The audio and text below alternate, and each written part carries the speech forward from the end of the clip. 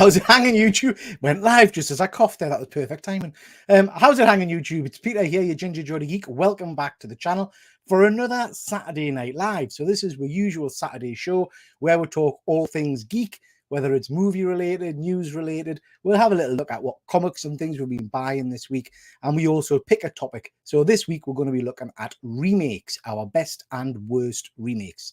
So I can't do it alone. So we're going to muck around a little bit with the order of doing things this time. We're going to bring in one of my best buds from the US. We've got Efren. How are you doing, Efren?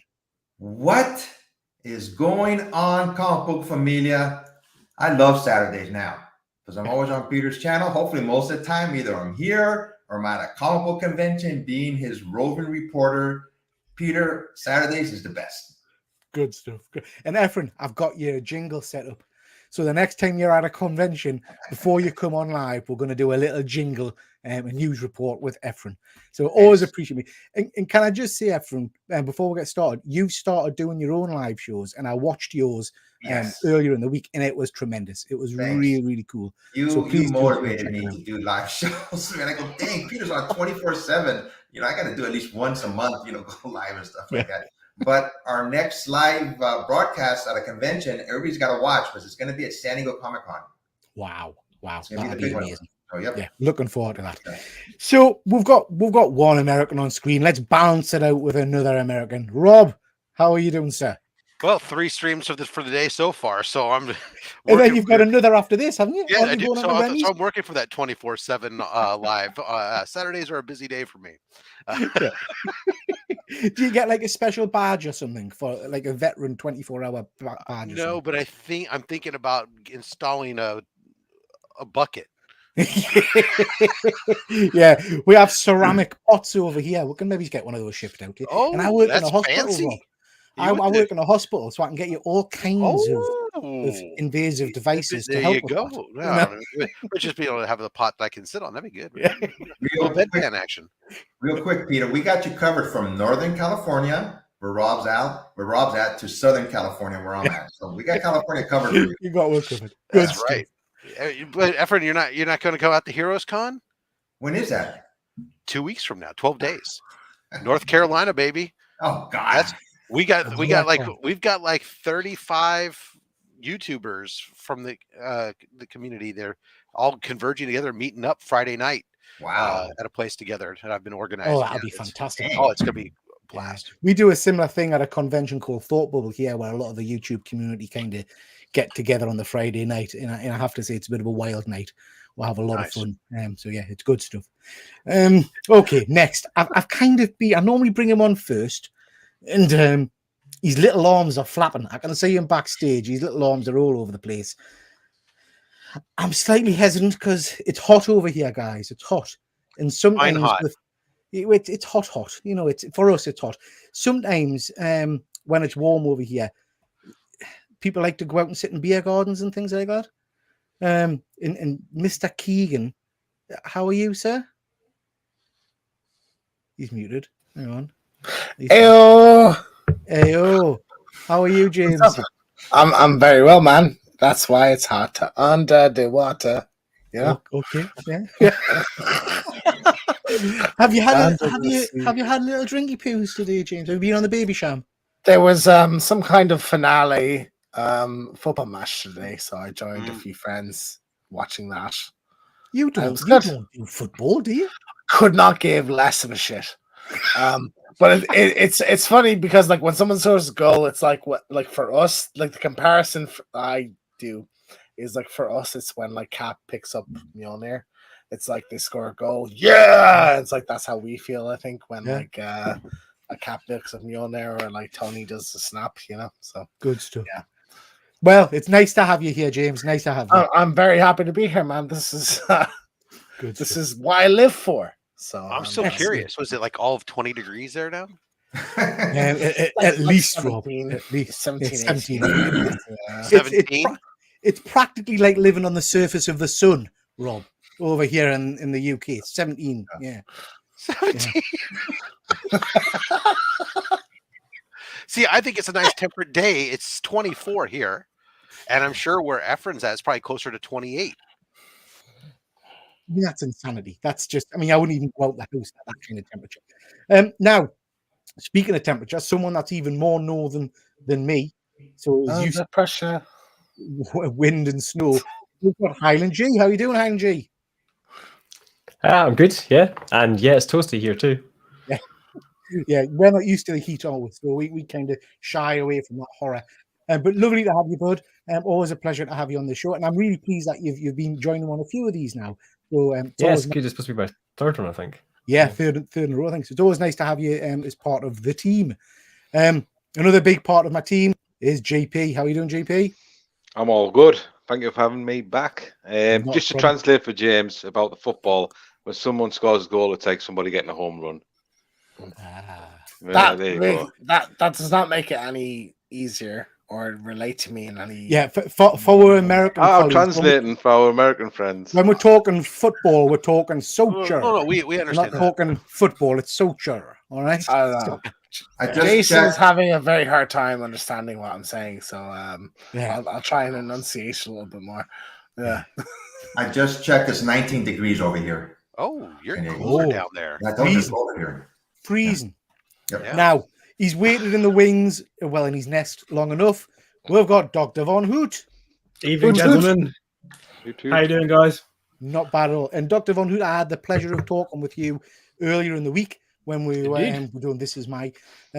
Please do go and check that out. It was an absolute joy. And I have to say, I think I put it on Instagram. Some of your advice and the things you're saying really, really meant a lot. And particularly when you're talking about your father and things like that. So please do check that out. I think the world would be a bit better if we all had a little bit more mowl in our personalities. So thank I you just very love much. the commitment to the origin story. I was sitting watching it with my girlfriend being like, I hope he gives a proper origin story. It was so good. Yeah, I mean, I was slightly taken back by that. You know what I mean? Yeah. Why did you start YouTube? Well, 700 years ago. Okay. It's going to be that kind of night. But yeah, great stuff. Excuse me. Right, chaps. I'm going to jump into the chat. Can you do me a favor? Because we've got a lot of people on screen. Pop yourselves on mute. And if you want to jump in, just unmute yourselves as we'll go. Yes, I will do that. Thank you, James. Thank you. I appreciate your commitment. Jumping on to the chat to see who we've got. We've got good old StreamYard. Thank you for joining. We've got Fuzzy. Good old Fuzzy. Always appreciate you coming on, Fuzzy. We've got Ian. Thank you for joining, Ian. And we've got Chris. I've seen a lot of these guys over the last few nights because I seem to be doing a lot of live shows. So I really do appreciate all of your support, guys. As long as Peter doesn't do the Star Trek intro again. Hey, I thought my singing was good on that video. Fuzzy convinced he's got the Rona. Yeah, mate, this cough isn't going anywhere. We've got Beckerman. Thank you very much for joining. And we've got Jason. Jason, haven't seen you for ages, mate. We need to get you on a live show. If you ever want to join, just give her a shout. Jason's one of really the person that got me into YouTube. He's an amazing guy, and he's hilarious. It's a 9.8. Yeah. So please do jump on me if you can, whenever you're free. Beckman, Rob is the Steve Buscemi of comic book YouTube. He's in everything. Yeah, absolutely. We've got the original Big Dave, my mate. Thank you very much for joining. We've got Rob Stacks. Nice to see you, Rob. And we've got Sean. Thank you for joining, Sean. Yeah, Chris, that's exactly it. It's sticky weather. Not hot, but it's like sticky. I don't know if you guys get that overseas, but we're a little warm. Yeah. Oh my God, he's drunk. Is he? Oh, I didn't notice. I'm slightly tipsy. Slightly tipsy. Yeah. I can't understand a word, James. And I mean, we're struggling. But that's in general, isn't it? Like exactly, isn't it? Like when I'm normally talking. Yeah. Keep him. How many drinks did you have? Pushing 15, I would say, like in the range of that. Yeah. Jason, it's 29 in Cardiff. Wow, Jason. Melton. I bet you're in that hot tub of yours. It's like a scene from Sunshine. Absolutely. We've got aggressively relaxing. Who does YouTube live shows sober? Yeah, I completely agree. And we've got Phil. Nice to see you, Phil. And we've got Deadman. And thank you for joining. And Noble Young. Thank you. Got lots of people here tonight. Thank you very much. I appreciate that. A couple of newbies. Noble Young, thank you very much for joining. And Ian, I love the fact that James is pissed. Who doesn't? I love it too. Yeah. I'm glad you're Yeah. enjoying that, Ian. Gotta be a bit of variety in this show, you know what I mean? A bit of variety, yeah. Yeah. Okay, guys, let's crack on because we've got tons to get through tonight. Lots to talk about. Want to just start off. Last week we gave away some cards, and I set a challenge on the video of that live show and said if you put hashtag HRO, you'd be in with a chance of winning 4 more sets. These are the people who put that in the chat. So I've decided instead of giving it to 4 people and doing a wheel of fish, pinch that from Rob, what I'm going to do instead is all of you can have something. So if you all drop us a line, I'll make sure you all get a few sets of cards and a pile of comics. So drop us a line on Instagram and you can all get some prizes. So please do that after the show and I'll get all those prizes out this week. Okay, guys, moving on to news. First of all, Liam Neeson is apparently in talks to start. Can't speak. I've been drinking as well, James. Liam Neeson is in talks to start in a Dragonheart reboot. I'm just going to get it straight off the belt here. Dragonheart is one of my all-time favorite movies. I think it's perfection. I love Sean Connery in it as the dragon. I don't want this. Is anybody excited for a Dragonheart reboot? Rob, you're shaking your head. No, I don't need it. The first movie was fine. Yeah. I don't know why they keep needing to rehash these things. Who's seen Dragonheart? Anybody seen it? A long time ago. Never. Yeah.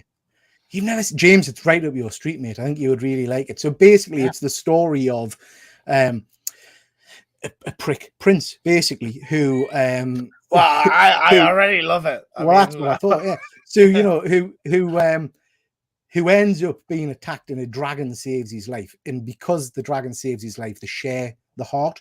So as long as the dragon's alive, the prince will be alive and he becomes the king and he's an absolute arsehole and all the rest of it. And it's all about kind of them trying to get rid of the prince and the king without killing the dragon. Is it just one movie? There's a follow-on, but it's dog shit. Okay. You don't need to watch. Just the one. So, yeah. There's one that people love and are nostalgic about. There's a direct-to-video release later on. Yeah. It's awful. Yeah, okay. It's awful. Hi, Travis. Thank you very much for joining. Phil, what's Dragonheart? No, man.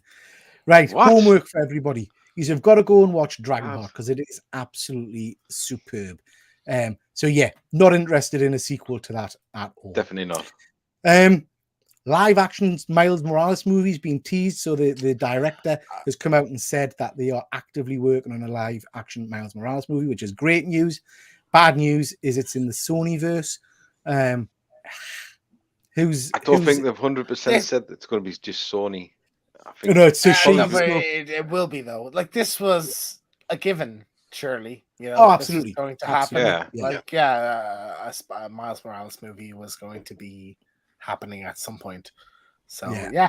I mean, be surprised by this. I'm not surprised. I'm only surprised it hasn't happened yet. Yeah, exactly. Yeah. Well, I mean, we're going to talk about it later on, and there'll be no spoilers, so don't fret about that. But I think the title of the next Spiderverse movie is telling. Beyond the Spiderverse. That to me is surely that means that it's going to step out of the animated universe. I would have thought. So I think that will be the end of that movie. That Spider-Man, that Miles crosses over from animation to live action somehow, perhaps. I think Marvel has to be involved in this. I mean, or they should. They should be involved in this. If Sony has, hey, Marvel's been doing really good with Spider-Man. Why don't we continue this? So hopefully they will have Marvel will be, have part of this movie. Does anybody know how the rights work with Miles' character? Because, I mean, it's not like it's canon from back when they made the deal with Spider-Man. Yeah. It's still, so the deal, it's not like everything up to that point at the deal. So, for example, Sony owns the rights to Null. Yeah. So it's the same thing with Miles Morales. So, I think it's all interlinked, isn't it? Unfortunately, that Miles debuted in the Ultimate book. Yeah. So, how do they own that? Because it's still a Spider-Man character. It's everything Spider-Man. goes to Sony. Yeah. So they still own him. They own Miles Morales. They own Black Cat. Madam Web and all that. Every Spider-Man associated character. Yeah, I mean, I don't have a lot of faith in the Sony movies, I have to say. I think the animated movies are great, but Venom did nothing for me. Venom 2 did nothing for me. Because Avi Arad is terrible as a producer. So Morbius, everything he touches is terrible. Morbius was okay, but it wasn't great. I don't know what I'm thinking of the Craven movie. Hopefully it's okay, but that's the best we can ask for, isn't we'll it? Like it's okay. Highland G, are you a Miles Morales fan? I've never read the comics, but I have seen the first kind of film, and I like the kind of concept of it kind of overall. For me, with the Sony stuff, I kind of like when they do stuff separate and just try different things. Like the thing with Marvel is everything has to be interconnected at this point. If they do something that's not interconnected, people will just kind of get annoyed at them. Sony can try things. So there's nothing saying this has to be tied to the animated universe at all. This could just be a new Miles movie. Yeah, standalone. Yeah. And Rob, you're a huge Spider-Man fan. Are you a Miles fan as well? I've become an appreciative of him, whereas before I was kind of like, it's not my Spider-Man. But I've come to appreciate him, and have been working on filling out all my Miles back issues. Yeah. And I think, we've talked previously with various people that for a big kind of generation of people, Miles is their Spider-Man. So just like Miguel O'Hara was one of my Spider-Men, because that was my first comic book, with Spider-Man 2099. I mean, is there a group of people though that say 2099 he's my Spider-Man? There actually are. Yeah. I love 2099, but he's my Spider-Man. I should say that it's only people though who grew up and read the 90s Spider-Man 2099. It's not anybody who's recently discovered him in any of these 2099 crossover garbage that Marvel's been churning out. Absolutely. I think it all depends on where you start with all of these things, though, because I started with the X-Men stuff with X-23, so X-23 is my Wolverine. Like she is the healing character that does all these kind of crazy things. Wolverine himself is cool, but he's like a second person to me. He was a second when I saw, so to me, he's not the first, because I never discovered him first. I think you're absolutely right, Hanji, because I mean, I would probably be overly excited for a Thunderbolts show or a New Warriors show, because that's when I kind of really got into reading comics. Obviously, I was aware of the X-Men, but they were like the first real thing that you connect with. I loved, Rob, I was going to say to you, mate, and I don't know if you've seen it yet, and we're going to talk about it in a bit. Across the Spider-Verse, Miguel is a big part of that. Have you seen it yet? I know that he's supposed to be part of it. I haven't seen it yet. I've been kind of busy today. Okay. Be really interested once you've seen it. Yeah, I would be really interested once you've seen it to get your take on his, and in my defense, it's only 1 o'clock in the afternoon. Yeah, Howie, you've got loads of time, man. Get yourself sorted. Right, guys. James, briskly, I'll come to you.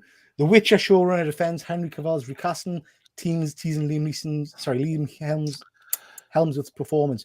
Yes. Are you wanting The Witcher to continue on from the kind of the leaving of Henry Cavill? Not at all. I think they should have just scrapped it once he left. It's a fantastic show, really, like amazing. As someone who's a fan of the books and the video games, I loved it. Loved Henry Cavill's performance. I think once he left, they should have just said, "Okay, let's stop." So like, I'm not going to watch it, to be honest. Like once he's out of it, are you going to watch the next season? Yeah, season 3 is Cavill's last performance as Geralt, and I'll watch that, and I'm just going to stop once that's done, and that's the finale as far as I'm concerned. Yeah. Anybody else watching The Witcher? I am. I'm watching it. Yeah, you enjoy it, Efren? I'll keep on watching it. If it's a good actor, I don't. People come and go in jobs. It just happens that these are jobs that are movies or TV shows, but whatever happened, Henry Cavill left, and I'm going to give Liam Helmsworth a chance just to see if it's good. If you continue, I've not been convinced by what I've seen of. Like, I know it's very kind of on the surface thing to like look at him and say, "Oh, I don't like that already," but I'm just, I've connected already with Cavill as Geralt. So I mean, want I to watch see it with my son, so I will probably continue watching it. But I have enjoyed Cavill's performance. I just want to say a big shout out to Adrian. Haven't seen you for ages, mate. Thank you very much for joining. I hope you are well. Nice to see you, Fuzzy. Yeah, Fuzzy, you bang on, mate. There's an entire generation who have Phantom Menace as their Star Wars. Poor buggers. And this happens with all characters, even Spider-Man. Absolutely. Same. Phantom Menace was the first Star Wars movie I saw. So that's what gets people. A lot of people. Miles Morales is what got them into Spider-Man. Yeah. So and when you talk about X-Men, I mean, how many people do you know that say they'd rather have a GSX-1 rather than the original X-Men 1 because that's their team was that 90s X-Men cartoon in the 80s. Yeah. No, you're absolutely right. Okay, just quickly to mention this. I don't know if any of you guys are into VR. I've got a Meta headset, the Phase 2 Quest 2, and it's absolutely stunning. So quite excited about this. This is going to be twice the graphic power as the Quest 2. So looking forward to that. Any of you guys got a headset? The actual console Quest, isn't it? No, it's a headset. It's not a console. But it's the the hardware. Yes, So the thing, part of the hardware, So the thing you've got on screen there is the headset and the handset. And it doesn't plug into a PC. All the processing power and everything is in the headset. VR's thing I've wanted to get look at. There's a lot of games there's a Star Wars game, Vader Immortal is friggin' Vader Immortal. That's it. Yeah. If anybody wants to laugh, and going back onto my old back catalogue, don't laugh. When I first started doing YouTube, I very hodgepodge set up the sitting room with a green screen and filmed myself on VR playing Vader Quest. Vader Quest is basically a lightsaber scene. Please watch it. And at the end, I literally smashed the light fitting off the top of the ceiling and it shut. I'm going to watch this as soon as humanly that's possible. so good. I don't have the space to not. So what we've done is I had a hanging kind of cheap chandelier type of thing.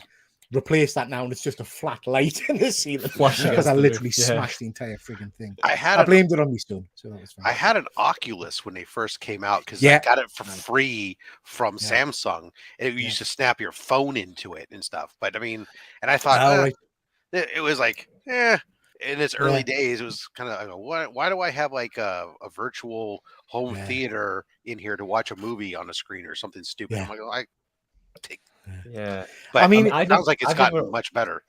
I've never owned one. My brother has one for his PC, and he usually does like drinking games with people with it. So what you'll do is have somebody wear the headset, and they've got like a diffusing bomb type game or something, and you've got the instructions, and every mistake they make, they've got to take a shot.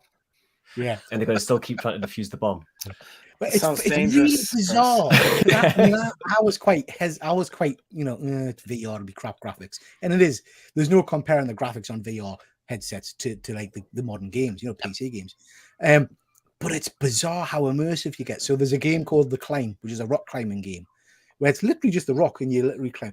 And I swear to God, when I fall to the floor, and I'm sure I'm going to die.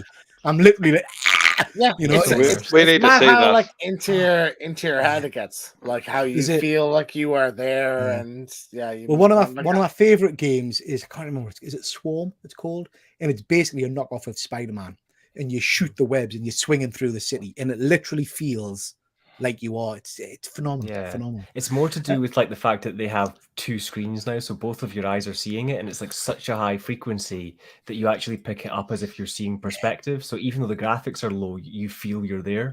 Absolutely. I bought Resident Evil on it, and that was a mistake because I literally crapped my pants. Because it's the most terrifying. That sounds amazing. It's honestly, you're shooting things, then they're behind you. And the dogs. I could not do horror games like in that. The Resident Evil 4 VR was like just recently revealed for PlayStation VR. I'm like, no, they do The Exorcist. I should not want to play that on it as well. I was thinking like something like they had on the Wii U, like I think it's Made in the Blackwater, and it was like about the Japanese kind of like forest where people commit suicide and stuff, and you had like a camera with the thing where you have to take pictures to try and like capture them. Imagine doing that in a VR environment. They're jumping out on you and stuff. Just quickly jumping back into the comments, Adrian. Every first Thursday of the month, Triple J does the OJ Monster Max. Oh God, yeah. This was back when I first started YouTube, and I used to sing songs. Horrendous. We did, Adrian, I think you were in my Christmas special when we did the what did we sing for Christmas? It was We got for everybody on for Luke or someone else. we did the 12 Days of Christmas one, but then we did so bad. How dare you? Yeah, thanks for joining, Hilarious. Connie, as well. Okay, guys, just wanted to touch on this. Punisher. Efren, I know you've been reading this. The series ended this week. This headline really irritated the hell out of me. So there's tons of stuff, news going around about, oh, Marvel screwed the Punisher over at the end. The Punisher is no more. Marvel officially gets rid of its most controversial character. Anybody read the comic? Well, you know, No. you and I, Peter, have been talking about it. No. I mean, I'm not going to spoil it, but that's utter bollocks. Do you know what I mean? They have not got rid of the character of the Punisher. There will be more stories. I'll not spoil it, like I say. Yeah. But this is all just attention-grabbing headlines, My, you know. And my it's, understanding is this run's a bit of a reimagining anyway, so any killing off of this run is just going back to the classic Punisher, right? kind of, yeah, kind of. But they've certainly left it at a point where there will be a continuation if Marvel wants to continue them. It's not like they've said, right, that's it, Punisher's gone altogether. But there's always been like Punisher, Punisher Max, and like 2 or 3 Yeah. series running, so Yeah, like they don't have absolutely. to. And you always have Punisher 2099. Yeah. So yeah, it is, and it's a phenomenal read. I know GP, we did a show about it on your channel a We while did. ago. Looking forward to finishing that, and we'll so I'll not Yeah. spoil the end, the book ending it. But I thought it wrapped up well, I have to say, and I thought it was because I was confused how they would end the series without getting rid and all the rest of it, but actually they do it very well. Did you feel like it was a satisfying ending? I did, yeah, I did. I felt it. The writing and dialogue was very well done, especially the interaction between his wife at the end. Yeah. Yep. So I think the trade for that Spoilers. comes out the 20th of August. So we might do that there. Yeah, that'd be great. And one of the things I love about this particular run, and I've enjoyed about other Punisher runs, is his interactions with Captain America. Because no matter how much of a dick Frank Castle is and a murderer and all the rest, because he's a mass murderer, when he talks to Captain America, there's always that kind of respect and appreciation of the rank, and you still get that all the way through, you know.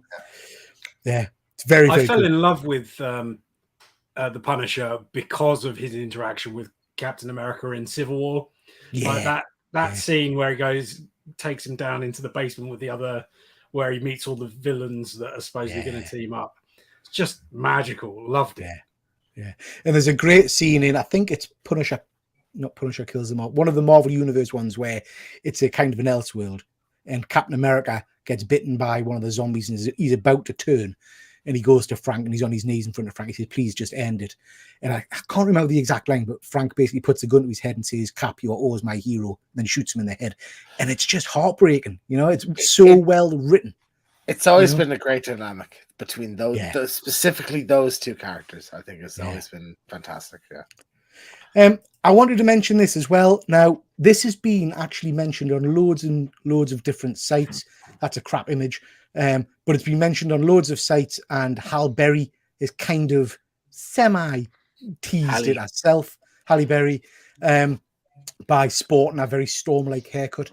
What do you guys think about some of the original X-Men characters coming back in Deadpool? Do you want to see that, or would you rather start to feel a bit heavy? This movie. It's a goodbye though, isn't it? Like it's hey, here's one last thing for you. Like they're not gonna play a big role. It could literally be 10 seconds, or it might be a part in the story. Because of the contracts, Marvel can't recast for them X-Men yet. Is that right? I think until now. Like it was. Like they might be able to start recasting, but it's got something to do with the contracts anyway. Yeah, they are those characters until the contract's up. Yeah, but that I feel like how does that work with the First Class? Because you've already recast. Same with First Class. No, like it's whatever contract they signed, like most recently when they were until now. Yeah. Fox and same with the Dark Phoenix cast. Yeah. Like the Yeah. Don't talk about Dark Phoenix. It's dog shit.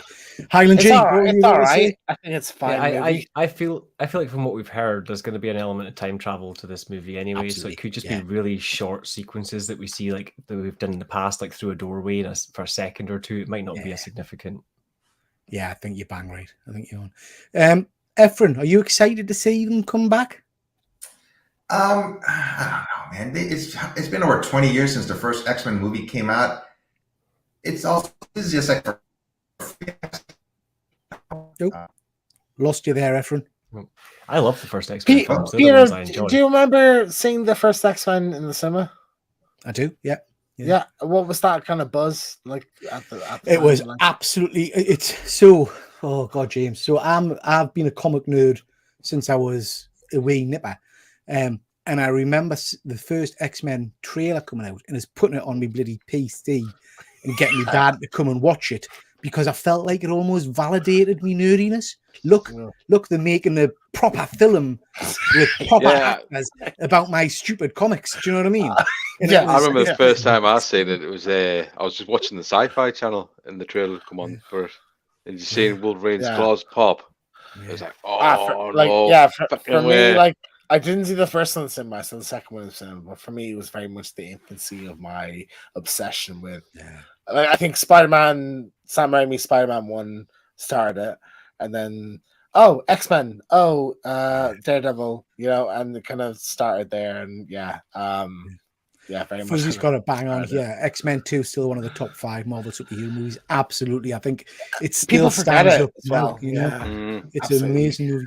Rob, you're a you're a gentleman of. You're old, age, like myself. You're an old bitch. So I was thinking as you're telling this story, I remember thinking the same thing when Superman came out. Wow. Yeah, was that 78? Superman 70? Wow. I feel like X-Men had a huge kind of like following build up, not just from comics, because they must have had 3 or 4 different animated TV series over the kind of time as well, which built a huge following for those characters. Yeah, absolutely. Like it was Blade and then X-Men and then Spider-Man. Yeah. Funny thing with Blade, I went to see that at the cinema, and none of my friends knew who he was at all. Yeah. Right. Yeah, nobody knew. And I dragged them there to watch it. Yeah. I took my then girlfriend on our first date to see Blade. Good first. And she just finished telling us that Sound of Music and things like that were our favorite movies. And then the club scene starts at Blade, and I thought, this is not going to end well. This Blade, no one marketed it. Didn't market hard as a comic book movie. It was marketed marketed as a Wesley Snipes movie. Yeah, it doesn't even know like. When I was a kid, I had no idea that it was a Marvel movie. And when you watch it, it doesn't really feel like a comic book movie. No. I think it very much feels like it's an amazing being a comic book movie for the most part at that time. The only successful movies had been the first couple Superman movies, which then progressively got worse, and then the Batman 89. Right. Other than that, there hadn't been a lot of really well done superhero movies at that point. Still, they were still classed as kiddie things, weren't they? It was still comics were for kids to an extent. I don't think we'd hit that. But Shaq Steele took over the world, and I mean, there was The Crow, but again, if you didn't know that was a comic, and really, and that supersedes, I feel, as well. How much and how much of The Crow though was people going to go see it because they thought they wanted to go see that movie, or versus because of what happened to Brandon that drove people to go see that movie. Yeah, it's like the Heath Ledger effect. Okay, guys, just wasn't my thing. Just moving on, Fuzzy saying there the BAM effects on X2 absolutely. What happened there? James, are you pressing buttons? The BAM effects were never absolutely made. I think that's one of the best sequences in cinema history. I think it's amazing. I love that. Absolutely love it. Blade saved Marvel in many ways. They were practically bankrupt at that point. Yeah, I remember reading that about Michael Jackson wanting to buy it. Could you imagine? He wanted to play Spider-Man. Oh, So Christ, I bet he did. He was nearly like Sam Raimi's Spider-Man. Yeah, not good. Wanted to mention this. So this is something that Fuzzy sent us to talk about, and I thought it was quite interesting. So this is that Tom Cruise for the IMAX screens. He's got Mission Impossible for a week on IMAX, and then all of his shows are getting taken down because Oppenheimer is going to be replacing it, and so some of the Barbie movies as well. Barbie, and I just couldn't get my head around this. So obviously, Nolan is kind of IMAX's, big player, isn't he? He does all of his movies in IMAX and whatnot. But in terms of a cinema experience, I'm not interested in seeing Oppenheimer in IMAX. I want to see Tom Cruise. I want to see bangs and explosions and people jumping off cliffs on bikes and stuff like that. Now, Tom Cruise is cinema gold. So again, in terms of money, I would have thought people would be flocking to see Mission Impossible more than Oppenheimer. So I just find it really bizarre. What do you guys make of this story? And I'm sure Tom Cruise is pretty pissed about it. Rob, what do you think? You're bang on. I mean, Tom Cruise is gold right now. And Mission Impossible movies have gotten better and better as they've gone by. So yeah. I like to see Oppenheimer, but to me, that's a movie I'm going to watch at home. Absolutely. I don't even care to go see it in the theater. I'll watch it when it comes out on streaming or something. Yeah. I can't get my head around financially. It doesn't feel like it makes any sense at all, other than Christopher Nolan has obviously kind of got some big execs kind of in the back pocket, as it were. I'm very much if it's in IMAX, see it in IMAX. So I will see Oppenheimer in IMAX. I'll see Mission Impossible in IMAX. I'll see Barbie in IMAX if I can. I understand why he's annoyed, because all these movies are coming out so close together that one week you have this movie and the next week this movie's out, and that's taking the IMAX screens. So I get it, but at the same time, fuck you. Put your movie out a bit later if you want to in IMAX a bit longer. Like that's just the reality of things. So I know he's like in negotiations at the moment but I don't see any of these movies moving release dates just for Mission Impossible to have an extra week in those premium screens. I can't imagine, because you pay a premium to go and see a film in IMAX, don't you? I can't imagine the general movie public thinking, "Oh, Oppenheimer, that's the one I need to see on the best possible screen imaginable with the best effects." I find it strange. I do find it strange. How to Train Your Dragon? Any How to Train Your Dragon fans? Yeah. So they've cast two of the main actors. Just me. Okay, cool. I like the movies. I thought this was quite interesting. Both of the actors. I'd seen The Black Phone and thought that was tremendous. Quite excited about seeing this in live action. So I think that will be pretty cool. I'm much more excited about this, but Tron Ares, set to begin filming July 3rd. Absolutely massive fan of the Tron series. Come to you first, Dr. Von Hoot. Are you a Tron fan? Are you excited about this? Not really, to be honest. I've always wanted to love Tron, but it never really clicked with me. I don't really know why. I think the soundtrack to the second film is amazing, but otherwise, it always leaves me a bit cold. And I don't know why. Everybody seems to love it except me. Honestly, I'm the exact same. I love the aesthetic. I love when I see Tron things, I'm like, oh, that's cool. But I'm just like, I watch the movies. I'm like, And that's just how you're both wrong. You're both wrong. I want to love them, honestly. Like I do. I want something. Rob, tell us you love Tron. So I love the original Tron. That's the Tron I grew up with because I'm freaking old, and it spoke at a language level that the regular people didn't understand at the time. This whole idea of users and programs and other stuff, that what computers weren't in people's homes. And so it was really far ahead of its time. It was a great movie. The second movie, I'll be honest, it's largely unrememberable to me. I watched it. I remember watching it.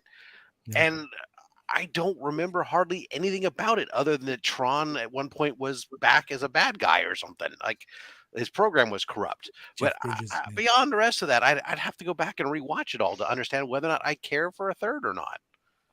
Yeah, I think for me it is the aesthetic of it, and I thought the last movie was pretty good, and I just love the light cycles and all that kind of just. Highland J, are you a Tron fan? Yes, like story wise, I've never really understood that much about it. I get the kind of premise of it kind of like being hacking and programs and stuff, but it's been more of a visual thing. I do remember when the last one came out, I actually had like 3 screens on my computer at the time, and I had what you call Affinity, where you can like share all 3 screens as one. So I had like a 60-inch monitor and sat and watched it in my like study. It was amazing. Very cool. Like, never mind the story; it just looked great. I mean, didn't they do a really good Tron when they called it the Matrix? yeah. The first one, right? Yeah. Fuzzy's probably right there. Fuzzy, style over substance. You could watch it muted. It's all about the visuals. I think you're right. Yeah. I think the problem with everything you've been showing so far, Peter, they're all reboots or sequels, and there's no originality. I want to see movies that I have never seen before, something brand new. You know, and that's what kind of bothers me about all these movies, you know. Almost different, like it links into the theme of the show later on, which is all remakes, isn't it? Yeah. Because you're right, there is an absolute lack of, I think, originality in Hollywood at the moment. If you've got if you've got $250 million that you're willing to risk on something brand new, fresh, original with maybe no audience, you're welcome to it. Yeah, absolutely. It just feels a bit of a waste to do these sort of CGI live action scene for scene remakes. Like, I'm all for a remake, but like when you're literally doing it scene for scene, it feels like a waste of time. Yeah, absolutely. Bit of Star Wars news, guys. Andor season 2's final 3 episodes cover the 3 days before Rogue One. I need to go back and rewatch Rogue One. I loved Rogue One. I know I did. Yeah. But I kind of need to remind myself of that initial setup and whatnot, you know? Really? Well, I mean, I know the basic premise. You know what I mean? Like, I mean, it's a long time since I've rewatched Rogue One, to be honest. I absolutely adored Andor. I guess the only thing that makes us slightly sad about this is it obviously means that the Andor series, I would imagine, is going to run to an end because they kind of carry on post Rogue One, I wouldn't have thought. Well, Andor, like, I'd imagine 3 days leading up, like very much what in that movie you come into Andor story, like at the very end of an arc, I guess. So it's going to lead up to him meeting that Imperial spy, I guess, and having to kill him. So I mean, it's unfortunate we know how that entire story ends, but I'm excited just to having just recently watched Andor and loving it. To see more of that, I'm very much excited to see that. I want to know what they're going to do with Andy Serkis. His character, he couldn't swim. I don't know if he comes back. They asked him that. He's back in season 2, I believe. They confirmed. Is he? So, yeah. Chris, you need to get on Andor if you like Star Wars. I think one of the best series of Star Wars, personally. We had a running joke for a very long time of me like being a big Star Wars fan, but not watching Andor, and I've watched it, and it's fantastic. So I absolutely. To be fair, mate, I haven't watched it yet. So. It's amazing. I haven't. I just haven't had the time. Like when you watch one episode, you'll just binge the whole thing. Yeah, that's what I'm thinking. Like, well, you have to binge it all because, to be honest, the first couple episodes are a little bit slow. Yeah. But if you understand what makes it so great is the fact that it really starts to outlay for you some of these concepts of what it takes, the sacrifice certain people take in order to create an effective rebellion against this. And we kind of teased it in the Rebels animated series, which predates this Andor, where we have these small cells that are doing independent things, but trying to, when we get to Andor, we introduce this concept of trying to coordinate and get these individual cells to come together for a common unified goal and not just look out for themselves and just what they're doing. And and the sacrifices some people have to make, the dirt that they have to get on their and blood they have to get on their hands. That speech still, what have I sacrificed? Still just. And I think like it explores areas you wouldn't necessarily think about. Yeah. And it deepens things you do think about as well. So like, it's really. So what you're all saying, take a week off work. Yeah, watch it. Watch it, GP. Yeah. I'll sign the sick note for you. Yeah. So Fuzzy, I saw your post about Hawkeye, mate. I loved Hawkeye. I thought Hawkeye was one of the best of the Marvel miniseries, to be honest. Yeah, for sure. Yeah, I thought it was really most really consistent, I think, quality wise of all of them. Yeah, definitely. Other Star Wars news. Mandalorian season 4 is certainly coming, says executive producer. I kind of thought they'd wrapped it up nicely and they were moving on to movies. I'm a little bit surprised that they're going to do another season. Efren, what do you think about that? I like the ending to season 3 too. They were just like back in that planet, and that seemed like a proper ending. So I'm not sure where they're going to go, moving forward. Hopefully it'll be good, but we'll see. I don't know. Yeah. I mean, I think we've talked previously about the last season being, how can we put it, inconsistent and not perhaps the best at times. So I don't know. I thought that the next move was for this to move on to the big movie, James? Yeah. I think the last season was and not necessary really in the grand scheme of things. Like, obviously Filoni very much wants to do Ahsoka. And he just felt like, I have to do another Mandalorian season. But the Filoni movie is like the thing in the horizon. So like this next season of Mandalorian, I think is going to set up that. And it's more Thrawn stuff, and it's more, heir to the Empire, I think is kind of the thing that they're going for. So that'd be cool. But yeah, I mean, as someone who loved Mandalorian, I think last season was a disappointment a bit, and I hope that this kind of raises the bar a little bit more than we have recently gotten with Star Wars. I hope so. Because I just like to say I like me Star Wars TV, and that one left us a bit flat, I think. Okay, guys, just wanted to briefly mention this. This is something again Fuzzy sent with. So recently, there's been a big Comic Con in London. The MCM Comic Con, and it's really had a bit of a kicking online. So somebody's posted online this big review of how rubbish they thought the convention was in terms of the organization. So in terms of the security team being quite abusive and aggressive, really? in terms of disability access was really, really bad, apparently. And just in general, the organization being really poor. There was also come out that they really oversold the tickets, so it was absolutely heaving inside. It was a bit like when we were there, James. They wouldn't let people into the kind of the fresh air outside. Once you were in kind of thing. Yeah. And I just think it's really quite disappointing. And I was really wanting to kind of ask we're American colleagues, what's it like at your cons over in your neck of the woods? It feels here, having been to a number of cons over the years. I remember when you used to go to a comic convention and it was in a little church hall and it was 20 people selling comics. Now when you go to a comic con, it's like a military operation and the security and bag checks and it's heaving and it's 90% anime or cakes with very few comic sellers. Is that what it's like for you guys, or do you still have proper comic conventions? It depends on the convention you're going to. Most of the big conventions are pop culture conventions. There are comics, but there's movies, TV shows, all that stuff has kind of gone into it. I find myself trying to stay. Well, I do go to like the local fan expo that'll be by here, which will have a lot of that stuff. Most of the shows I go to, I seek out this little bit smaller shows that are the old school comic ones, or like I'm going to Heroes Con in North Carolina. Heroes Con is a comic book show.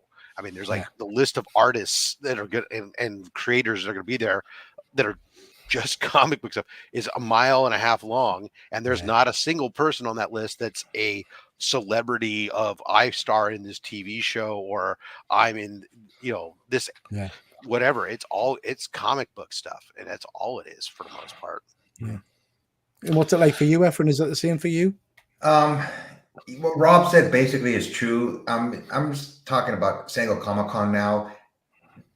It's not a Comic Con. It's like a social event. I mean, it takes over San Diego. and there's so many things to do outside the convention center that you don't even need a badge to go to have fun. They have like amusement park at the where the Padres play, and in the back of the convention center they have boats there where you can go check things out. San Diego Comic between 5 and 10 Comic-Con vendors, and then losing you again, Efren. I think what you're saying there is there's not that many comic vendors. Oh, at San Diego Comic Con, you couldn't afford to be as a comic book as a local comic book guy, so you couldn't afford a booth there. It's unfortunate.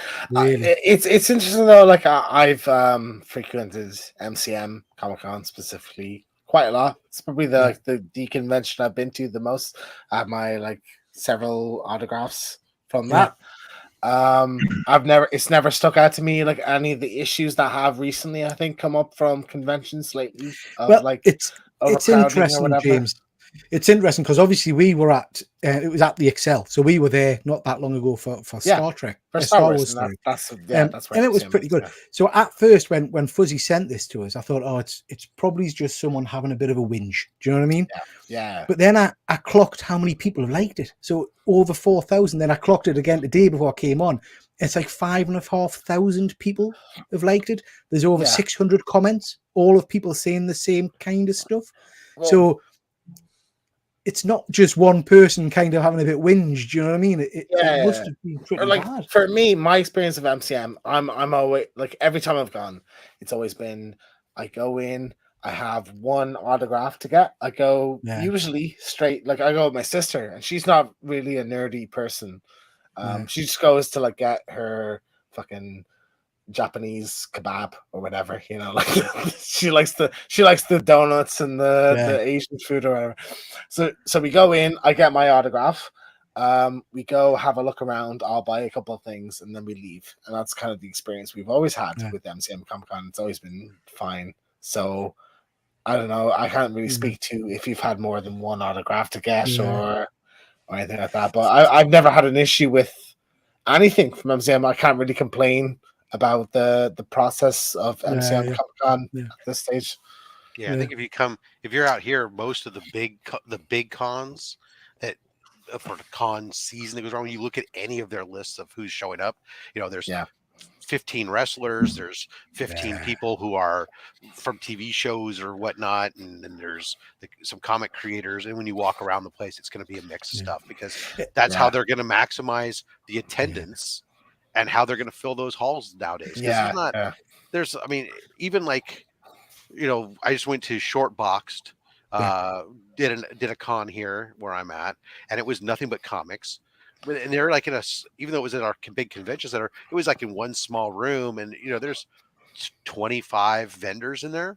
It's just comic books. That's a lot of comic book vendors, in one spot, 25, 30 vendors or something. And that's and maybe there was more, but it seemed like that's all, so could you imagine trying to fill a giant hall? I mean, I'm already worried with Liverpool Comic Con, where I'm meeting Jensen Ackles.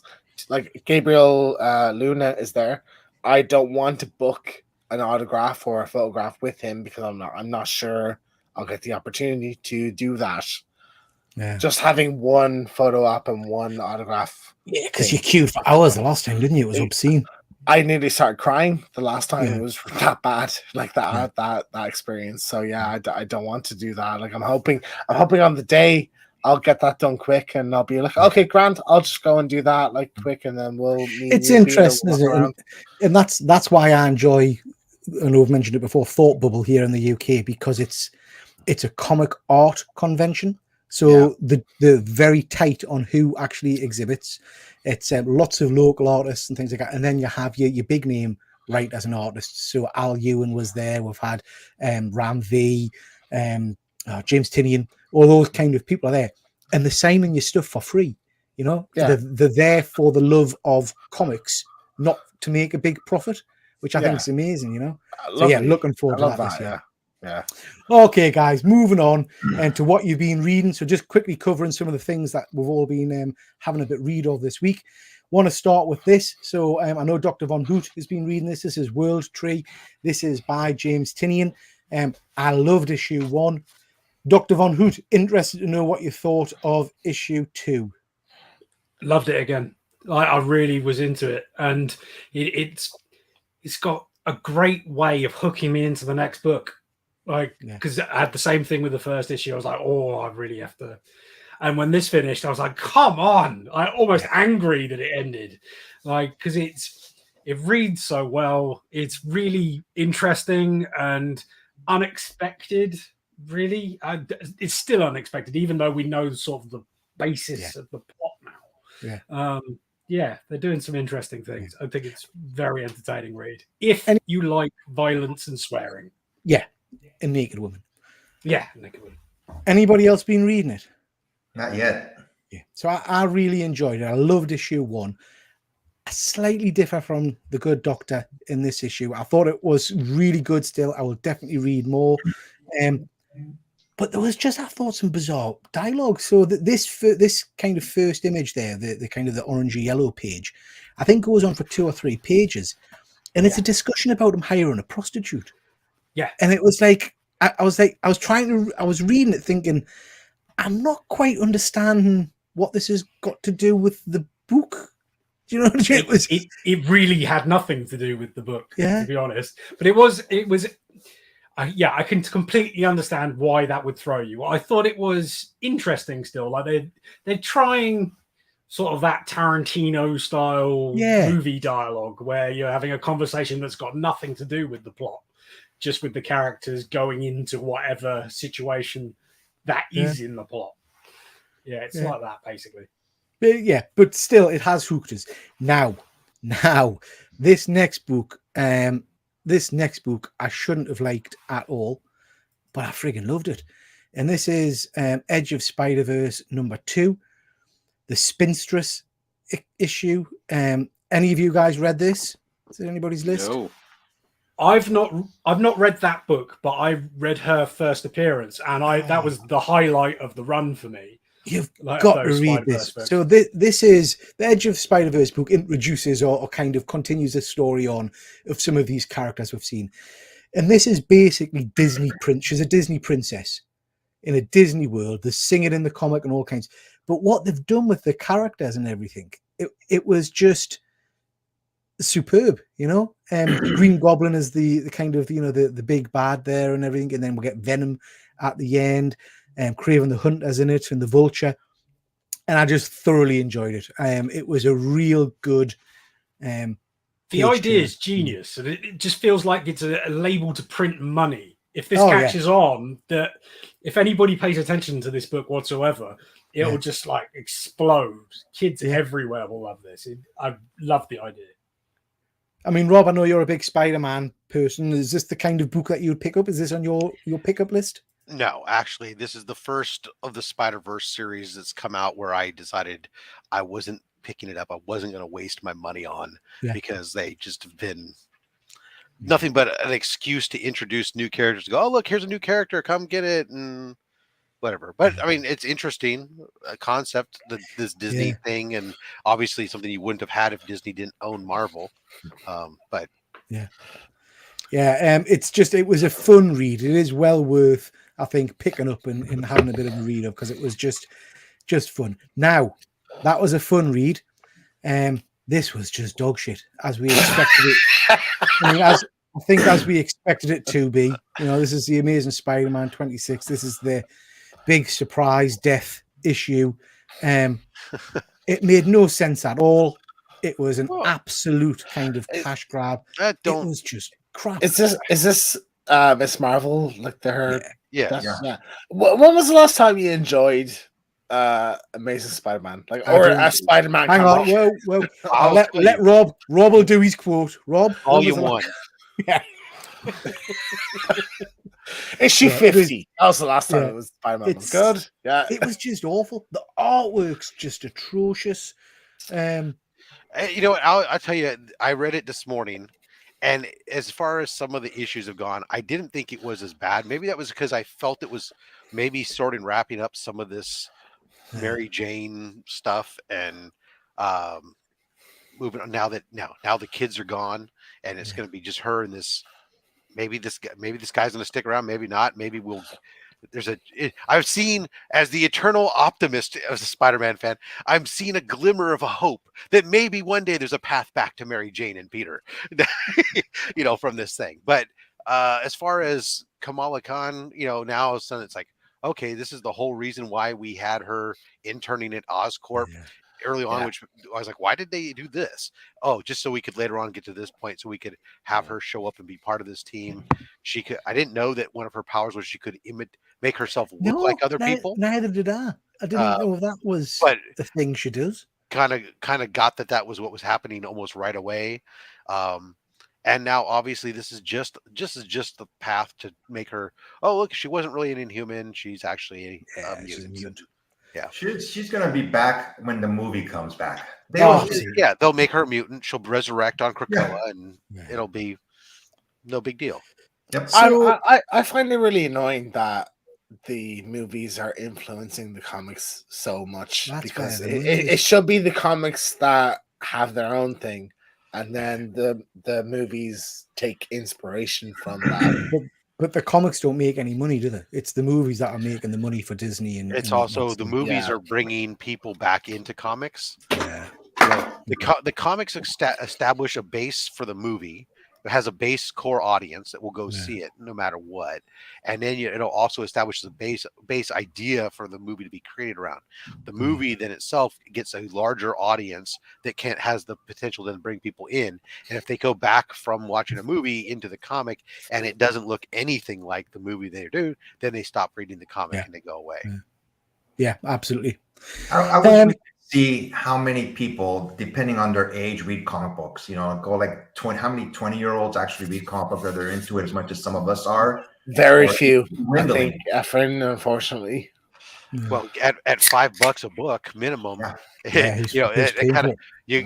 think when I go to comic shop and you can't get out for less than $50, it seems minimum. That's, if you're not established, how do you afford that? Yeah, interesting. Moving on to Captain America: Symbol of Truth. And again, so in this one, Captain America and Sam Wilson, who've been friends for years, best buds and stuff like that, just to decide Cap wants to go and save his son. Sam, for some reason, doesn't think that's a good idea. So they have a full-on fight, which ends with Sam Wilson throwing him into some kind of fiery pit, implying he's gone. So it makes no sense. Absolutely no sense for the characters. Shit. Yeah, cack. Moving on. Doctor Strange #3. I love this. I wasn't expecting to love this, but this is called Parlay Day, where the Dread Dormammu basically inhabits the body of a disciple for the day and spends the day with Doctor Strange, and the banter backwards and forwards and debate and things like that. And it was actually really, really good fun. Recommend picking that one up, even if you don't want to pick up the full series. Just give that, because it's a nice kind of standalone issue. So yeah, I really enjoyed that one. That was good fun. Anybody else been reading anything you want to mention? I'm about to start reading Daphne Bryan. Oh, I've heard of that one, but I've not actually read it myself. Yeah, I haven't read it yet. I'm going to start reading it tonight, actually. It's part of the Joe Hill House Comics collection. Yeah. Big fan of the Joe Hill stuff. Big fan of Joe Hill reading that one. Joe Hill. Yeah. Anybody else been reading anything you want to mention? No problem if you haven't got anything, but if you have, I've stopped been reading through the unwritten stuff that I was mentioning kind of last time round, and it's just been getting a little bit kind of more kind of pace to it now. So when I was first kind of going in, it was very kind of almost complicated trying to put the pieces together of what was kind of going on. Yeah. Now we're kind of at the point where our character kind of knows where they stand, and they can use basically stories around them to sort of manipulate the world. And where the bad people are basically doing this in order to control the world, this person can do it in order to basically allow themselves to have the powers that they had in the books that their father kind of wrote. And we're just kind of getting to a climactic point where the two sides are kind of fighting, but it is so adult at times. For something that's roughly based around kind of Harry Potter, some of the stories and things that they go into are super dark. This is proper on Vertigo. don't mind a bit of dark. I like books like that. Okay, sounds interesting. Just read the last of the most recent Batman, and I had a chuckle in there at one point. He's been traveling through this.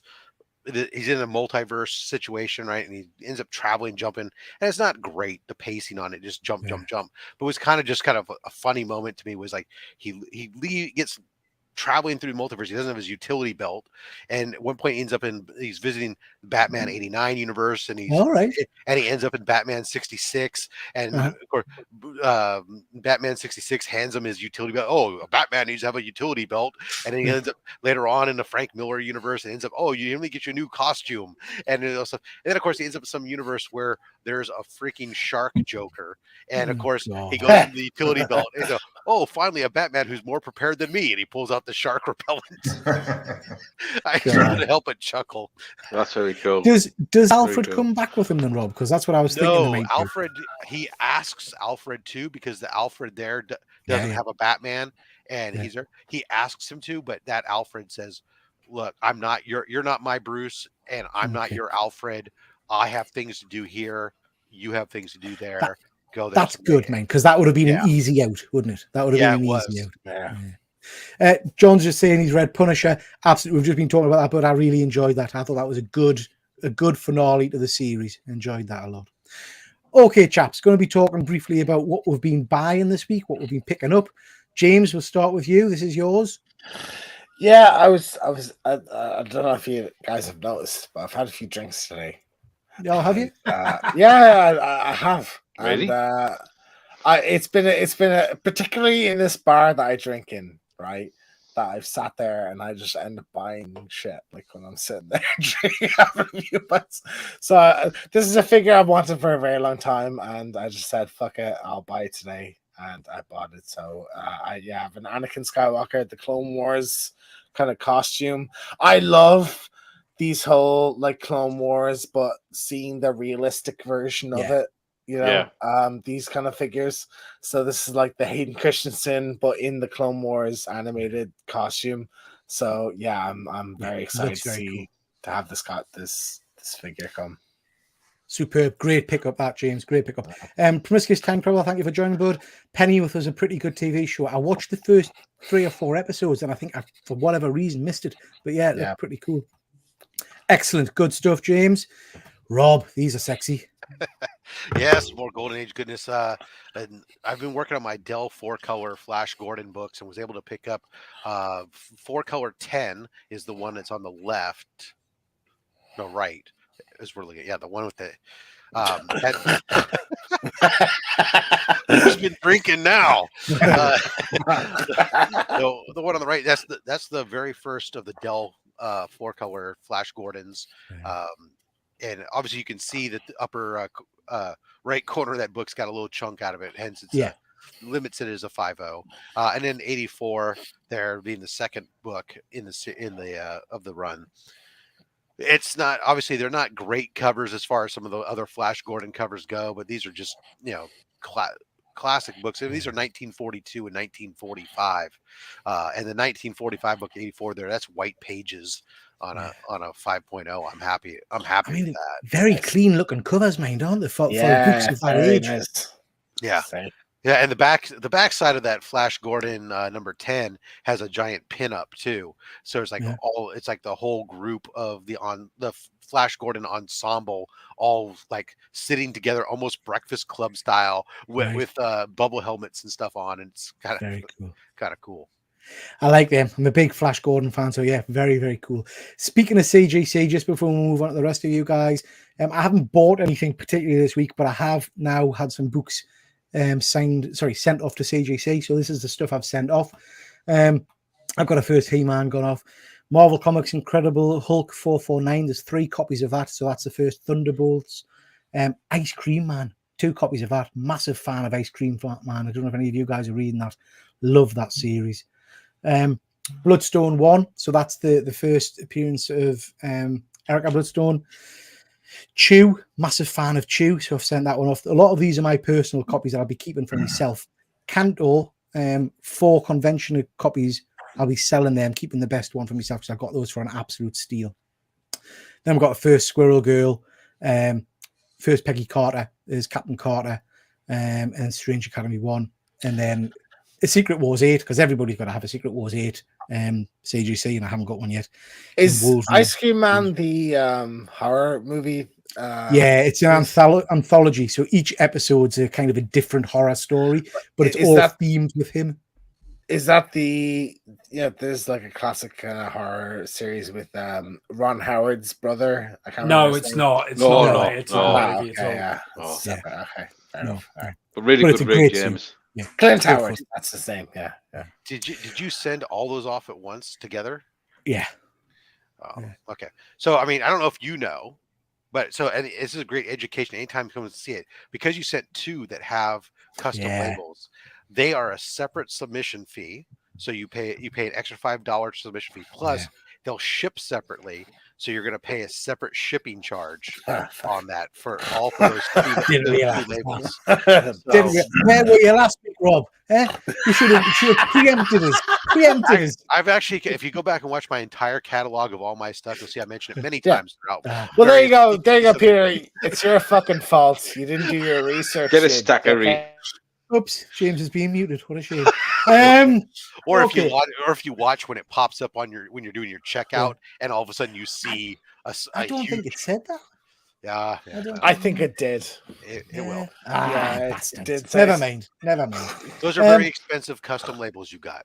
Yeah, it's a very expensive mistake you made there, Pete. Efren, you been buying anything, bud? No, I'm not buying as many comic books as I used to. I've told you this in the past. I'm trying to sell some of my books so I can go after my grail. So I've been really cutting back on buying. Remind us, which grail are you going for? I don't know if I'm ever going to get them. I'm starting to think that I'm not. I still would like the first Hulk, first Iron Man, Thor, and first Spider-Man. Not Amazing. The very first Spider-Man comic book, not AF-15. Those 4 are left. Out of those, what would be the one you need? Like, that's the one. I was just thinking of that. I think the one I want more would be the Thor. I mean, not Thor. I mean Hulk. Sorry. Hulk. For me, being Spidey, like AF-15 is the Grail comic for me. Got an AF-15, isn't he? He does, the bastard. I'm happy to skip the AF-15. I'm just doing and have my ASM-1, and I'm happy. Yeah, I want an ASM-1. That's fair, I think. Yeah.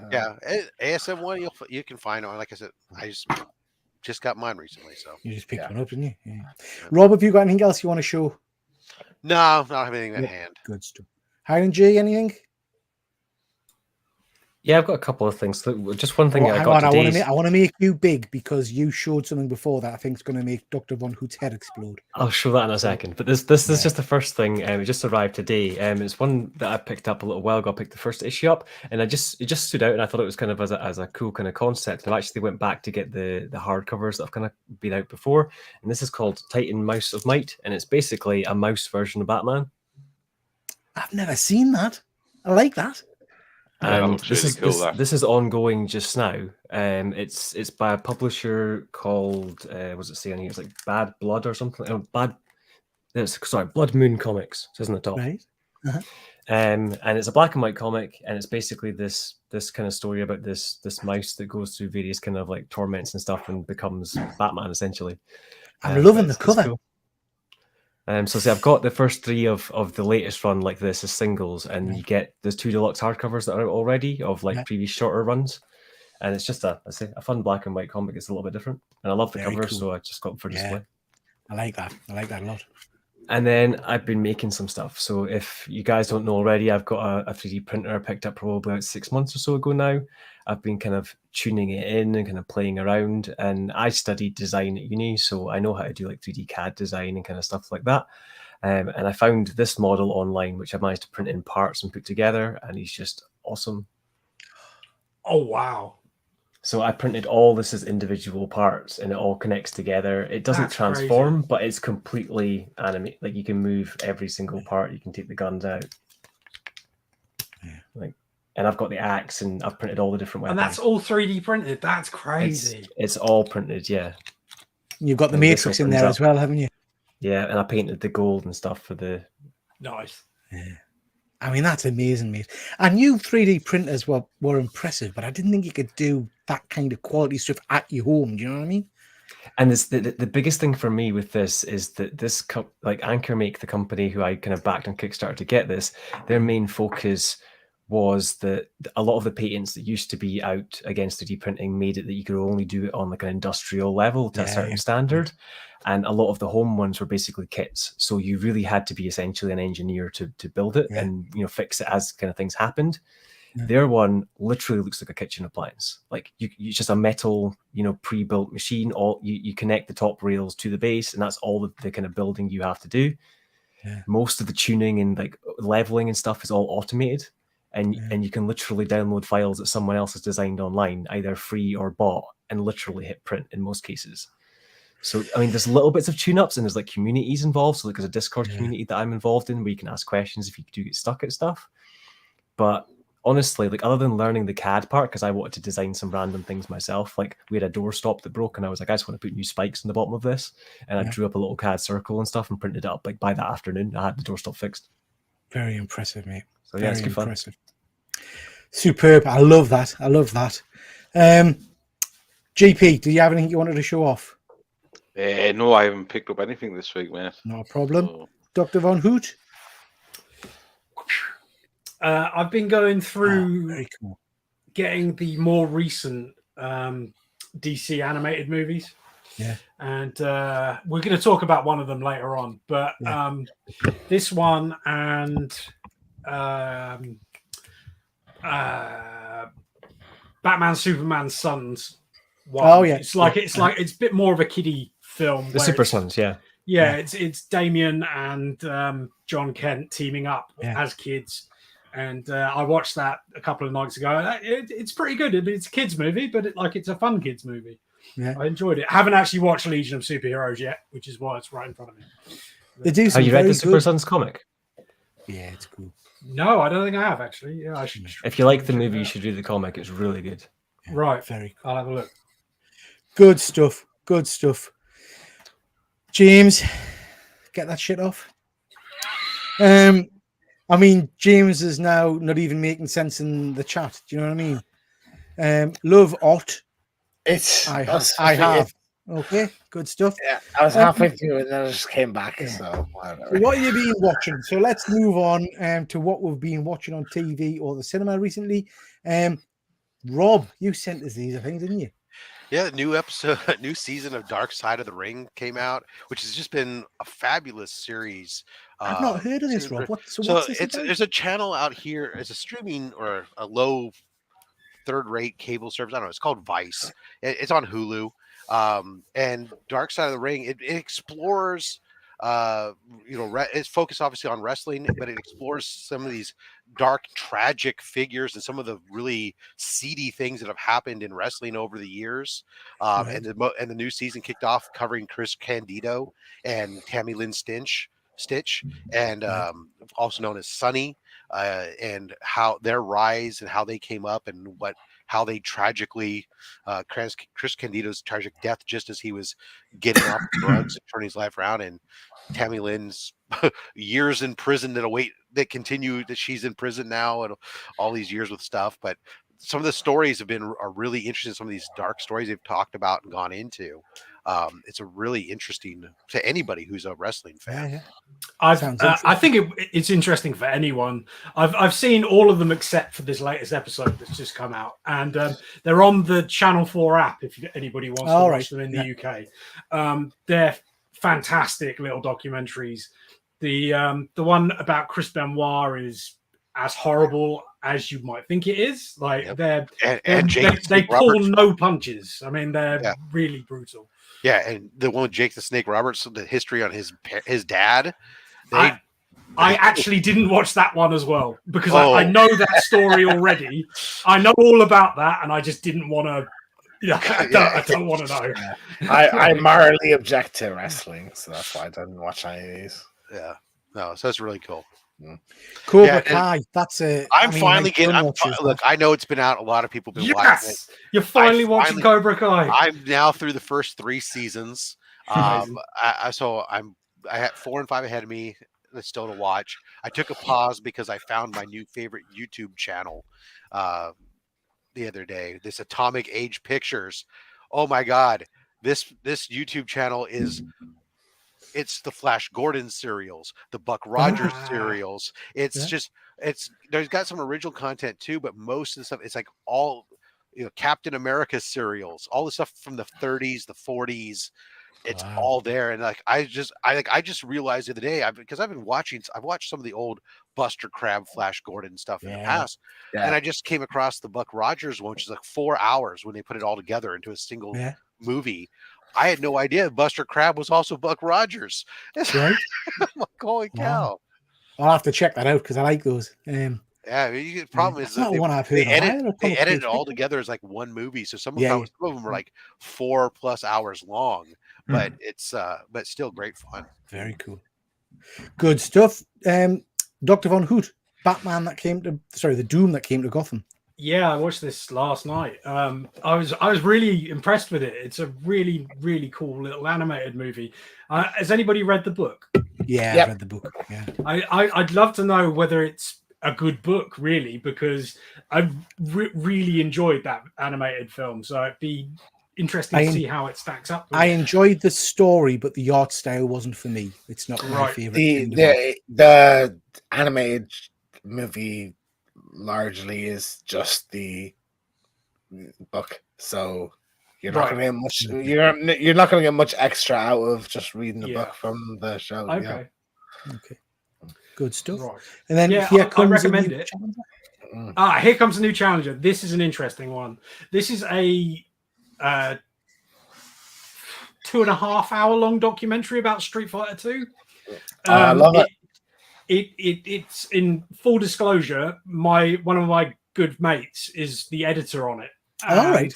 I've been hearing a lot about it for a long time, and I watched it earlier this week. It's available to rent and buy on Vimeo, and you can buy the DVD off the sf2doc.com if you want the Blu-ray. But it's a phenomenal documentary. I was really impressed. I mean, he's a fantastic editor, so I knew it would be really well structured. But like it's long. I mean, but even though it's just about Street Fighter 2, it really holds your attention for that entire time. Yeah, I'd imagine it goes into like a whole lot in depth on the behind. It's very in depth. It's great, and it's talking about all the different versions of Street Fighter and the story about how it was made and how well it did in arcades, all sorts of awesome stuff. And there's a section about the animated movie, which I love, and there's a section about the terrible movie, which I hate. And, like this documentary is nearly good enough to get me to watch that movie again. What's that one? It's called Here Comes a New Challenger. Here comes. I will 100% give that a watch. Sounds good. Highly recommend it. I've watched this because my son wanted to watch it. So this is Creed. I'm well behind on these. I hadn't watched any of the Creed movies, so we watched Creed 1 and 2, and I loved it. I don't know why I've not watched these movies. Really, really cool. The only disappointing thing is, obviously in Creed 2, you get Dolph Lundgren back and all the rest of it, and it got us pumped for the old Rocky movies. And I said to my son, we'll have to go back and watch Rocky. And he flat refused. He said, nah, it's old, isn't it? It'll be crap. What? What's he thinking? I showed Badger the Rocky movies the first time. Pete. He loved them. So, just trick him into watching it. That's what I'm going to do. I'll pretend it's the next in the series. You know what I mean? But we've got Creed 3. We bought that on DVD. We've got that to watch next. So looking forward to that. But much better than I expected.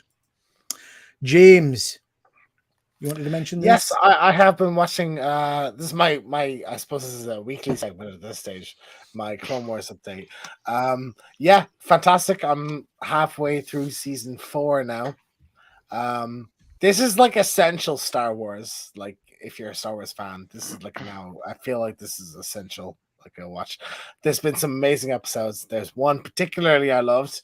That was sort of like an adaptation of Predators, like an homage to the movie Predators, where it's like oh yes, I know which one you're about. So it's like Ahsoka gets kidnapped and she gets like thrown to a planet with like a bunch of other like Jedi Padawans and these Trandoshans, which are like Bosks species, like to hunt them down to kill them. Amazing. There was like a really cool like kind of like separatists like prison break. It's called the Citadel episode as well, like an arc. Yeah. Just like as this series has gone, it's just become more and more like this is amazing, and I think everybody needs to watch this. So like I really like love this. Ahsoka has become, as I've gone, like, and I've always liked Ahsoka as a character. Yeah, more and more like amazing, like one of the best characters in all of Star Wars. Yeah, I kind of said that before, like the new movies came out. Like I thought Ahsoka was so good in the Clone Wars. I wondered why she wasn't the star of the next series of movies, because she literally was carrying the franchise. I think she is like at this stage now becoming the lead of Star Wars, like going into the Dave Filoni movie and everything. But like, I mean, it's fantastic. Like because when it's good, it's that good. Yeah, every episode's a banger. I'm loving like every single minute of it. So lots of positivity in the chat about it. I've not got onto these. I mentioned them to you last week. I need to get onto this series. I'll give you before Ahsoka, Peter. I'll give you like a few episodes you need to watch. I think I'm on about the same. Yeah, I just finished watching episodes as you, James. So yeah. What did you say, Rob? I said I just finished watching Bad Batch last week too. So, which kind of ties into all of it. So. Okay. Very cool, very cool. Yeah, just to briefly touch on this, no spoilers, guys, so don't panic. Went to see this today. This is Across the Spiderverse. GP, I know you've seen it. Anybody else seen it yet? Yeah, I saw it yesterday. Okay. So going to do a full review show on this on Thursday night. So if anybody wants to come and take part in that, please do so. No spoilers. I thought it was good. I don't think it was the be all and end all. I don't think it was fantastic, as I've heard lots of other people say. I preferred the first one. GP, how about yourself? Yeah, well, I wasn't stuck on the animation style in the first one, but you know, it was good. It was what it is. It was a good movie. It was fun. Everybody's saying it's the best Spider-Man movie. That's bollocks. It's not. Eloquently, but I agree. But it's a fun movie. How about you, Dr. Von Hoot? I thought it was excellent, but yeah, you're right. I mean, it's not the best Spider-Man movie. It's too long. I'd say that much, just because it, like, by the end of it, you're sort of thinking, well, this should probably have wrapped up a bit by now. Yeah. And then obviously the ending, which I'm not going to spoil, but because of the ending that it has, like, you're stretching the amount of time you're set on that seat. I have two questions. One, does it have big implications for like the already asked for that, man. Before we went live, you asked for that. Yeah, but I'm asking now for the audience. Does it have big implications for like the Sony? I'm not going to answer that because I don't want to spoil it for people, but it is interwoven. It's interwoven. It's supposed to be like part one of a two-part thing. Does it have a satisfying ending? No. No. No, well, I don't think it did. It doesn't at all. I will say I loved Gwen in it as well. I think the way they opened the movie was phenomenal. Like it really hooked me with that, and I was right there for it. I still think the first one is a better movie, but only just. Like it's a very good sequel. I think for me, it's, and I keep telling myself I'm not going to do this anymore. But I listen to those around us and people on the internet and all the rest of it saying, oh my God, it's the best thing you've ever seen. It's like the second coming of Christ and blah, blah, blah. Yeah. And I'm let down. And I think, I don't think it's listening to people.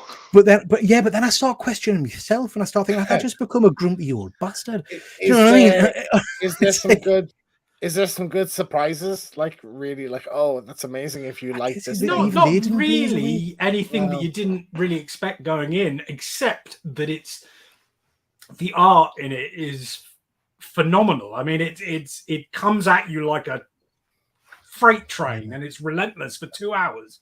And I know for a fact when I go back to watch this film, I'll see hundreds of things I didn't see in that first viewing. Yeah, I mean, it's that sort of like that's really interesting, Dr. Von Hoot, because I came out of it and I said, I'm not going to spoil it because we're going to talk on a show on Thursday about it. But I went with my entire family and I gauged it on their reaction as well. And it was good, but that was about it. But one of the phrases, one of the phrases that I read on a review of it really hit home, which was visual overload. I came out of it and I couldn't. My head was there's too much happening, and that would definitely be a thing for some people. I mean, it's fast and relentless and not even consistent. That's the thing. Like it changes constantly. Yeah. I was just going to say one of my favorite characters out of the Spider-Verse film is Spider-Man India. Yeah, I loved him.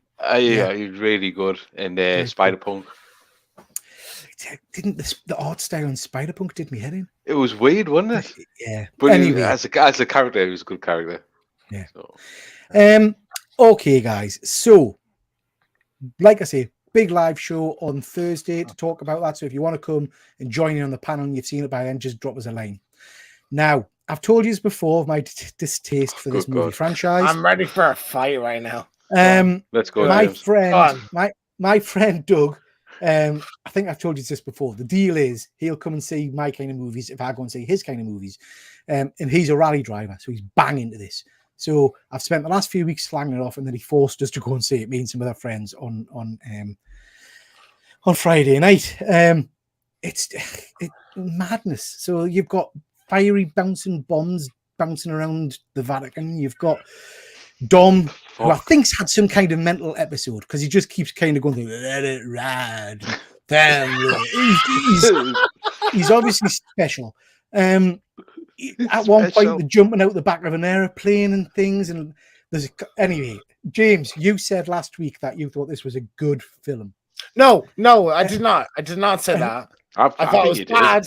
But I think Jason Momoa is a phenomenal performance. Jason Momoa in this, guys, is a pantomime villain. He's literally painting his ear. What I was going to say, James, is you said it was a good film, and it's not. I did not say it's that. It's an absolutely fucking great film. I think it's a bad film. It's a terrible film. He's not listening. You know what I mean? Yeah, but you're saying I said something that I didn't say. I thought it was really good.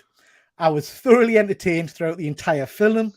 I laughed at it. I thought the special effects were great. I came out thoroughly disgusted and disappointed in myself.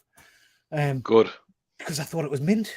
You actually liked it? What? For fuck's sake, he's not even listening. I thought it was brilliant. I thoroughly enjoyed it. I mean, they're all brilliant. I don't believe you, though. World's gone mad. Yeah, I loved it. I thought Jason Momoa was superb. You said Jason Momoa was shit in it. What are you talking about? Well, I might have spent some time winding you up last night, James. Oh, you bastard! But Jason Momoa is so good in this movie, isn't he? He's actually great, isn't he? Yeah, he's actually genuinely brilliant in it. Yeah, he was hilarious. Now, in all fairness, you could take Dom out of it for us completely. You could, you could get rid of the other cast. I cannot be coping with those. The extended family, they're all, but actually, in terms of the action and the fun, it was good fun. It's left us wanting to see the next one. Put it that way. Really? Yeah. This is like the opposite of what our personal texts. I know. Let me indicate. Yeah, honestly, I do think genuinely, if like I completely understand if you're like I don't want to see this movie, I would highly recommend. When it comes out on Blu-ray, to just watch a compilation of Jason Momoa's character because he is awesome in it. Like he's really funny, hilarious, some really good like action with him. Some one-liners. Like it's Jason Momoa doing the Joker, basically. Yeah, I mean, it was. Connie, the making the next one. This has got a cliffhanger end. 2 more. This is part 1 of a 3-part. Yeah, they're making it into a 3-part. It's a trilogy. I mean, I've heard they're not making it a 3-part. I've heard that they've trimmed it down to just 1 more film. Yeah. Well, look at that, Pete. Efren's disowned you.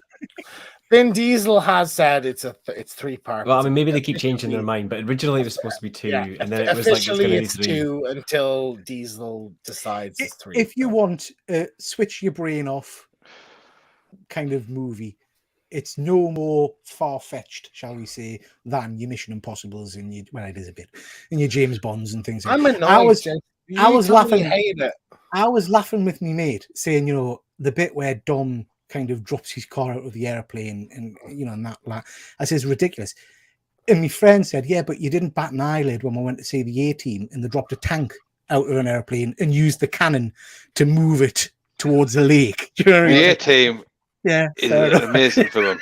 Actually, or like in Winter Soldier when they're jumping on and off the air character, the carrier. Like, don't bring Winter Soldier into this, Highland. I love that movie. Ed Brubaker's like my favorite comic writer, but it's my favorite. It's my favorite movie of all time. Crazy stunts. Anyway, moving on. James, I'm not going to ask you for a review, but you went to see this recently. You went to see The Little Mermaid. Yes. Good or bad? Just say good or bad. I'm going to give you a review whether you like it or not, Pete. So, yeah, I absolutely love this. I think it's a fantastic. I know a lot of people have been kind of iffy on the whole Disney reimaginings of their like cartoon movies, but I think this is really phenomenal. I think Halle Bailey gives an amazing performance, like stunning. Like you need to see one. I thought this is a sentence I've never said in my life. Melissa McCarthy was great in this movie, but she plays Ursula, and she was excellent. Like really pitch perfect casting. The musical sequences were fantastic. Performances, I think, all around were great. My only big issue with it was that I felt like in some of the kind of I think the reason to see these movies are the musical sequences. Like that's why I was excited to see Aladdin. That's why I'm excited because Hercules is my favorite one, to see the Hercules one when that comes out.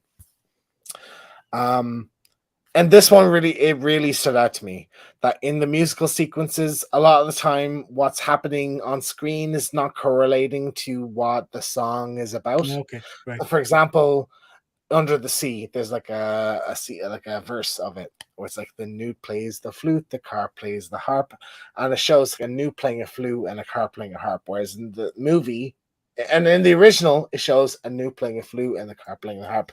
In the movie, it's like just like turtles dancing. And I think that throughout the movie, like a lot of the time, that's sort of the thing where it's like what's happening on screen is not correlating to what the song is about. So that was my kind of main issue with it.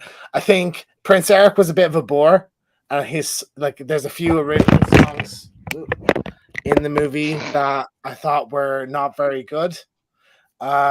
Which is strange because it's Lin-Manuel Miranda who did Hamilton, which I love. Shut up, GP. It's relevant to the movie, to what I'm talking about. But like Prince Eric gets a song, it was a bit boring. There's like a song with the seagull scuttlebutt, which people apparently don't like. One of the songs I think does like feel like it could have been in the original movie, but it's just not very good. But I feel like, I think it is a very good representation of that original movie. I think Halle Bailey is like a great version of that character, and I agree. that's fair, Connie. Fantastic. I would highly recommend this anyway, and I hope this does well. I think Halle Bailey, it's a star-making performance, and I absolutely loved it, and I've been listening to the soundtrack since. So I highly recommend. Marvelous. Thank you very much. That was very succinct. So this has kind of we're on the topic of tonight's kind of little discussion, which is remakes, because this is obviously a remake of the animated series, show. Yes. And there's a whole host of remakes out there. I asked you guys to send in your favorite and your worst, and I also asked the teams on Instagram to do the same. I've not broken them into worst and best, so we're just going to put them up and we can fight over whether we think this is something. Let's do it. Let them fight. So there's a lot to go through, so we'll not talk about everyone in detail, but we'll start off with this: Tom Cruise, War of the Worlds. That's a good one. It's fine. It's fine. It's okay. Fine.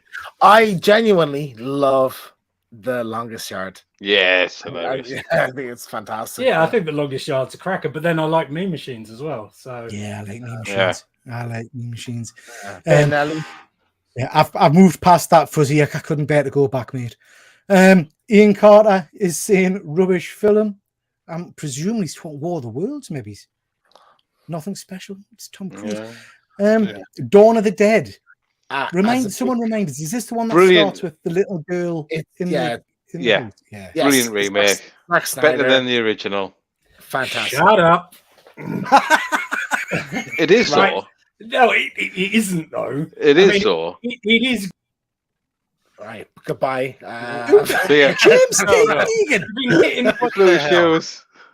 You are so wrong because let me tell you something. The original's the best. Yeah. Oh yeah, it's not. It's not even a great sequel. The best sequel to that. We're not talking about whether it's better than the Return of the Living Dead. Is it a good movie? It is better. Yes, man, it's a good movie. Yeah. Return of the Living Dead isn't a sequel to Night of the Living Dead. Yes, it is. Well, I mean, it sort of is in that it was the same writer. Yeah. Like, it's not. It is. Isn't. It is. Okay, so first slide, and we're already at fisticuffs. Marvelous. Dawn of the Dead. Oh, it's gonna be scrapped. Come on. Right. Okay. Final Destination is not a remake. It's a retelling. No, it's not. GP. It's a retelling. It is not. It's basically the same. Basically the same and a remake. Soul Survivor. It starts with an airplane crash. So it's similar. It's not a remake. Yeah, I've not seen Soul Survivor. What's Soul Survivor? Yeah, I wouldn't watch it, mate. It's shit anyway. Final Destination's better. Right. Who gave for Brewster's Millions? Who that put was that me. I love Brewster's Millions. I haven't seen that in years. This is, but it's you stack it up against any of the previous versions. No, this one's the king. This one's the what? Sorry, Rob. This one's the king. Yeah, and it's got John Candy in it. You can't go wrong with a John Candy movie, can you? Richard Pryor, and the whole movie's just great. I mean, it's just. It's years since I've seen that one. To be honest, it's a one that I absolutely loved. Ocean's 11. Was that a good or a bad? I enjoy it, but brilliant. It's not the first. The first, the original. Yeah, it supersedes the original, though, I feel. Okay. Depending upon today, first of all, I'm a huge Frank Sinatra Rat Pack guy. So no, it's not better, in my opinion. But I understand that from a pacing and from a modern film viewer standpoint, that this would be much better, and it did much more successful and spawned a whole lot of other things, and it's brilliant in its own right. But I think it's just another. It's a example of a solid good. I don't necessarily know that it's any better than the original, but it's a solid. It's good. A tremendous heist movie, which is all you need. It's 11 times better than the original. They made a load of these, but didn't they? Yeah, but the sequels are all 13, rubbish. Yeah. Wasn't there an all-female? I enjoyed the first as well. Yep. Yeah, that's awful too. Just go back and watch Frank and Dean and Sammy and all them. You'll be fine. Now, Gone in 60 Seconds. I hadn't realized this was a remake either. I mentioned this last week to me as back. Yeah, but the thing is though, the original version of Gone in 60 Seconds, like me running to the car, could be better than that movie. It's terrible. So is the original called Gone in 60 Seconds? Yeah, it is. Yeah. But it is like loosely based on. It's kind of like when you base something on a comic and rewrite your own story. Like they kind of done their own thing with it. Yeah.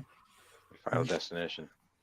Final Destination sucked. How dare you? I love Final Destination. I love it too. Never seen Gone in 60 Seconds, but I love Nick Cage. Connie, you need to get on that. It's like one of his best films. Yeah. Highland G, I think you sent with the Magnificent Seven, did you?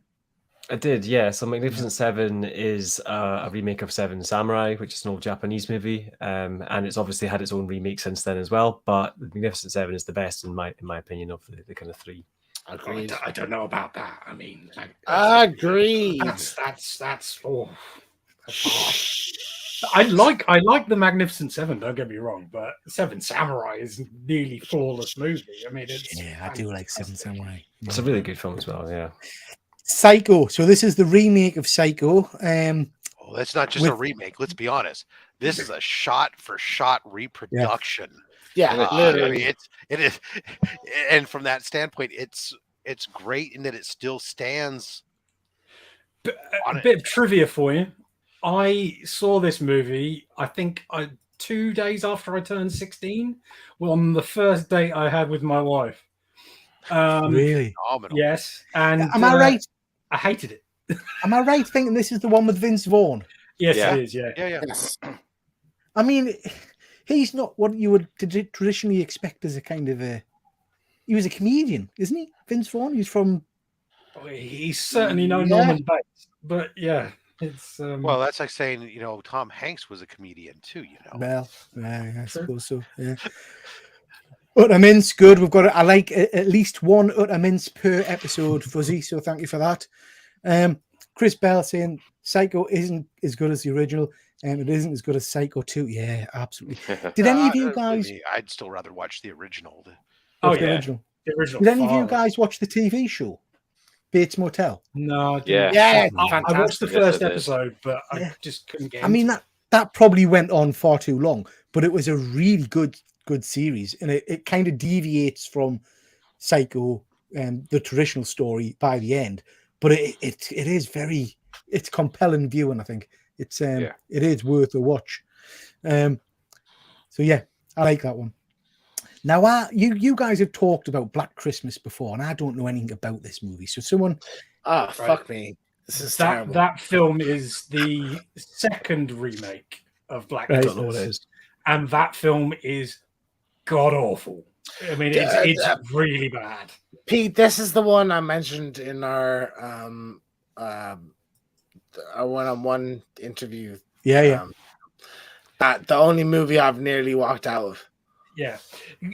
But the original Black Christmas, for anybody that doesn't know, is like one of the. It's one of the very first slasher films before Halloween. Its formula was used by Halloween to a T, basically. Yeah, and Black Christmas is a fantastic film. It's really, really good. This film is not. This is one of the most heavy-handed pieces of shit you're ever going to watch, honestly. Especially as it's incredibly heavy-handed with its message, which is sort of okay because I like the message, and then they renege on it in the last 20 minutes of the movie, and it just. Oh, it's terrible what they do. I do not watch I feel like they even missed a trick with the poster. Why is sleigh not spelled sleigh like a Christmas? At the top. Yeah. It's supposed to be slay, like kill. I know, but it should be a pun, right? On Christmas. Like it. Yeah. It is a pun. I hate this movie more than most of the movies, and I'm defending it right now, so I don't know why. I think. You guys have got us. You guys have got us wanting to watch it. Do you know what I mean? No, Watch the the original, last Pete. 20 minutes, I fucking hate it. Oh yeah, watch the original first. Watch the 2006 remake because I think that's a genuinely good. Yeah, that's all right, but watch the original and then watch that movie, and you'll be like, "What were they thinking?" Night of the Living Dead, guys. That's a good one, isn't it? Yeah, it's a banger. It's a really good remake. Really, really good remake. Still like the original. The original is better. Yeah. There's no question, but it's pretty close. And this was directed by Tom Savini, and the effects because directed by Tom Savini. Yeah, it was directed by Savini. Yeah. No. It's now. I don't know if Connie's had some kind of episode. She's saying she likes The Wicker Man. Connie, this is the Nicolas Cage, the bees. The bees, not the bees. All Connie's comments seem to be coming in twice as well. Yeah, it's our internet, yeah. I watched this one a while ago, and it's dreadful. Absolutely dreadful. It's bad, but it's all the more bad when you compare it to how good the original is. So, it's just painful to sit through. No fans of it on here, then? Yeah, definitely not. No, I don't think so. Now, Hills Have Eyes is a movie I really, really enjoy. It's sick, but and I loved that. I don't think Wrong Turn was a remake, but I loved Wrong Turn. Yeah, Wrong Turn. I saw that one. Yeah. So Dr. Von Hoot, I think you put these ones on, didn't you? Yeah. These are essentially my favorite remakes from the slasher genre, and because you get quite a lot of remakes and that kind of thing in the horror sphere. And Hills Have Eyes, I can remember coming out of the cinema and just feeling buzzed like you wouldn't believe. I was like, that was an adrenaline rush of a movie, and it's never quite replicated it for me. Not the film, but like going to a cinema and being that amped after watching the film was just amazing. It's brutal. It's brutally violent and it's tense and heart pounding. The original movie, I like it. It's got its place. It's a quite low budget Wes Craven film, and I like that movie, but this movie surpasses it like heads and tails to me. Yeah. I don't think I've heard of The Town That Dreaded Sundown. Yeah, so The Town That Dreaded Sundown, the original one, was a low-budget slasher from the late 70s, early 80s. And it's all loosely based on a real case in America, in Texarkana, Arkansas, I believe. Right. And basically it's a guy that kills people having a good time that are like in their cars and stuff. Yeah. And this is a really interesting remake. It's really well made because it's sort of a remake to the film, but it's also sort of a sequel to the film, and it's sort of a reimagining of the film all in one go. And it's really effective, and it's quite big budget compared to the original movie. So yeah. I think people should try and check that one out. I'm fairly confident everybody that likes this kind of horror will like it. And then last one is the remake of Maniac with Elijah Wood. And that movie is mind-blowing. It's not very, very cool. It's all done from his perspective. So the entire movie is through his view, basically. So you only see Elijah Wood's character, the Maniac, like when he's looking in mirrors and stuff like that. Got you. Yeah, and it's incredibly well done. It's really creepy. Because it puts you in the position of being the maniac for the entire film. And it's brutal, it's violent, and it's very, very engaging and very well shot. If you have any appreciation for the kind of work that would take to do for a whole movie, then you're like, wow, this is you.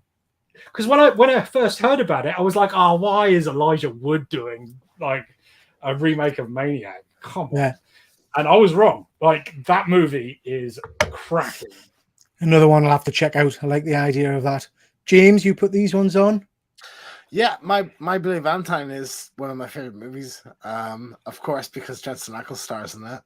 Oh, so that's one of the reasons. But the original was better. It's nowhere near as good as the original. Let's be honest. It's far better. Have you even seen it?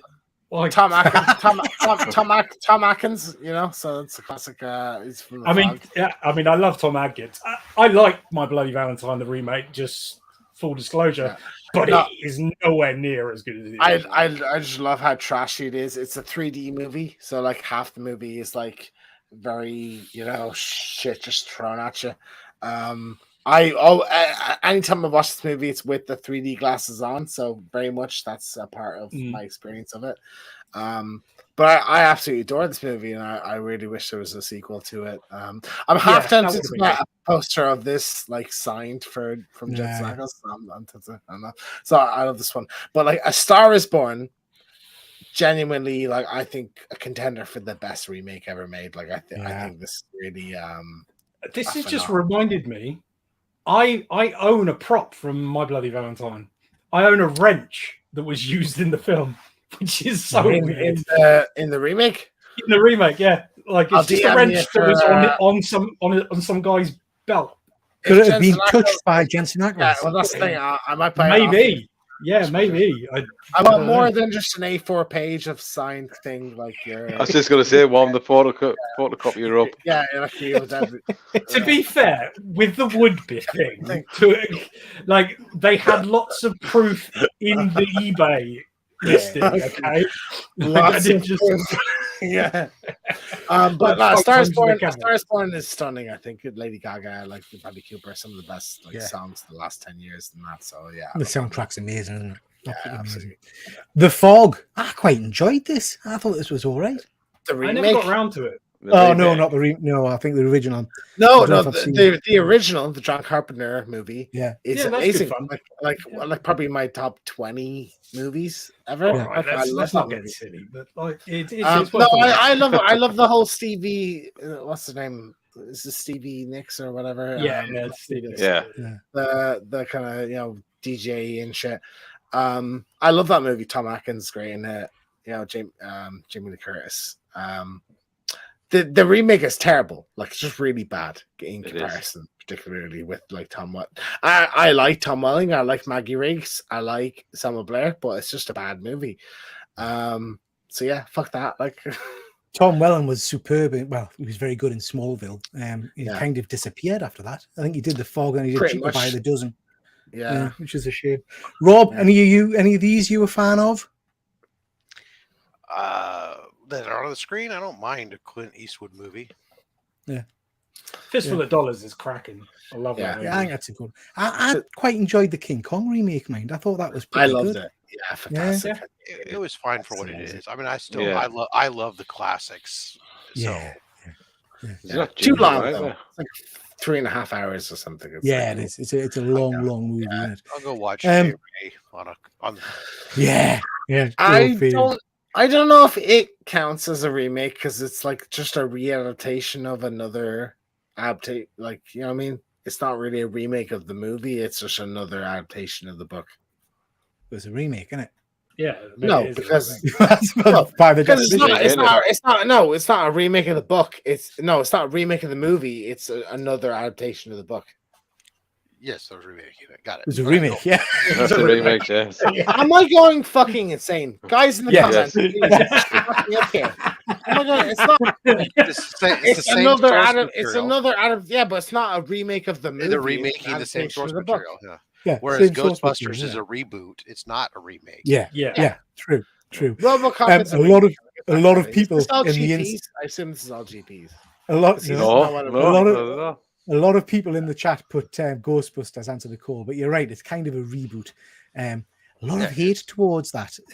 I don't know why, because I remember hearing so many people say how they didn't like it and all this stuff, and I think it was just people came out because they just thought that replacing men with women was so PC and so or whatever. But I enjoy the movie as its own entity. It's not a because it's not a remake.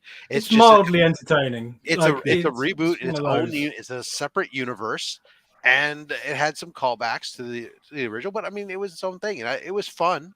Yeah, it's not the original. Yeah, it should have been funnier. Is my criticism. Like the comedy doesn't land all the time, but otherwise it's quite fun. I quite liked the remake reboot of RoboCop as well, mind.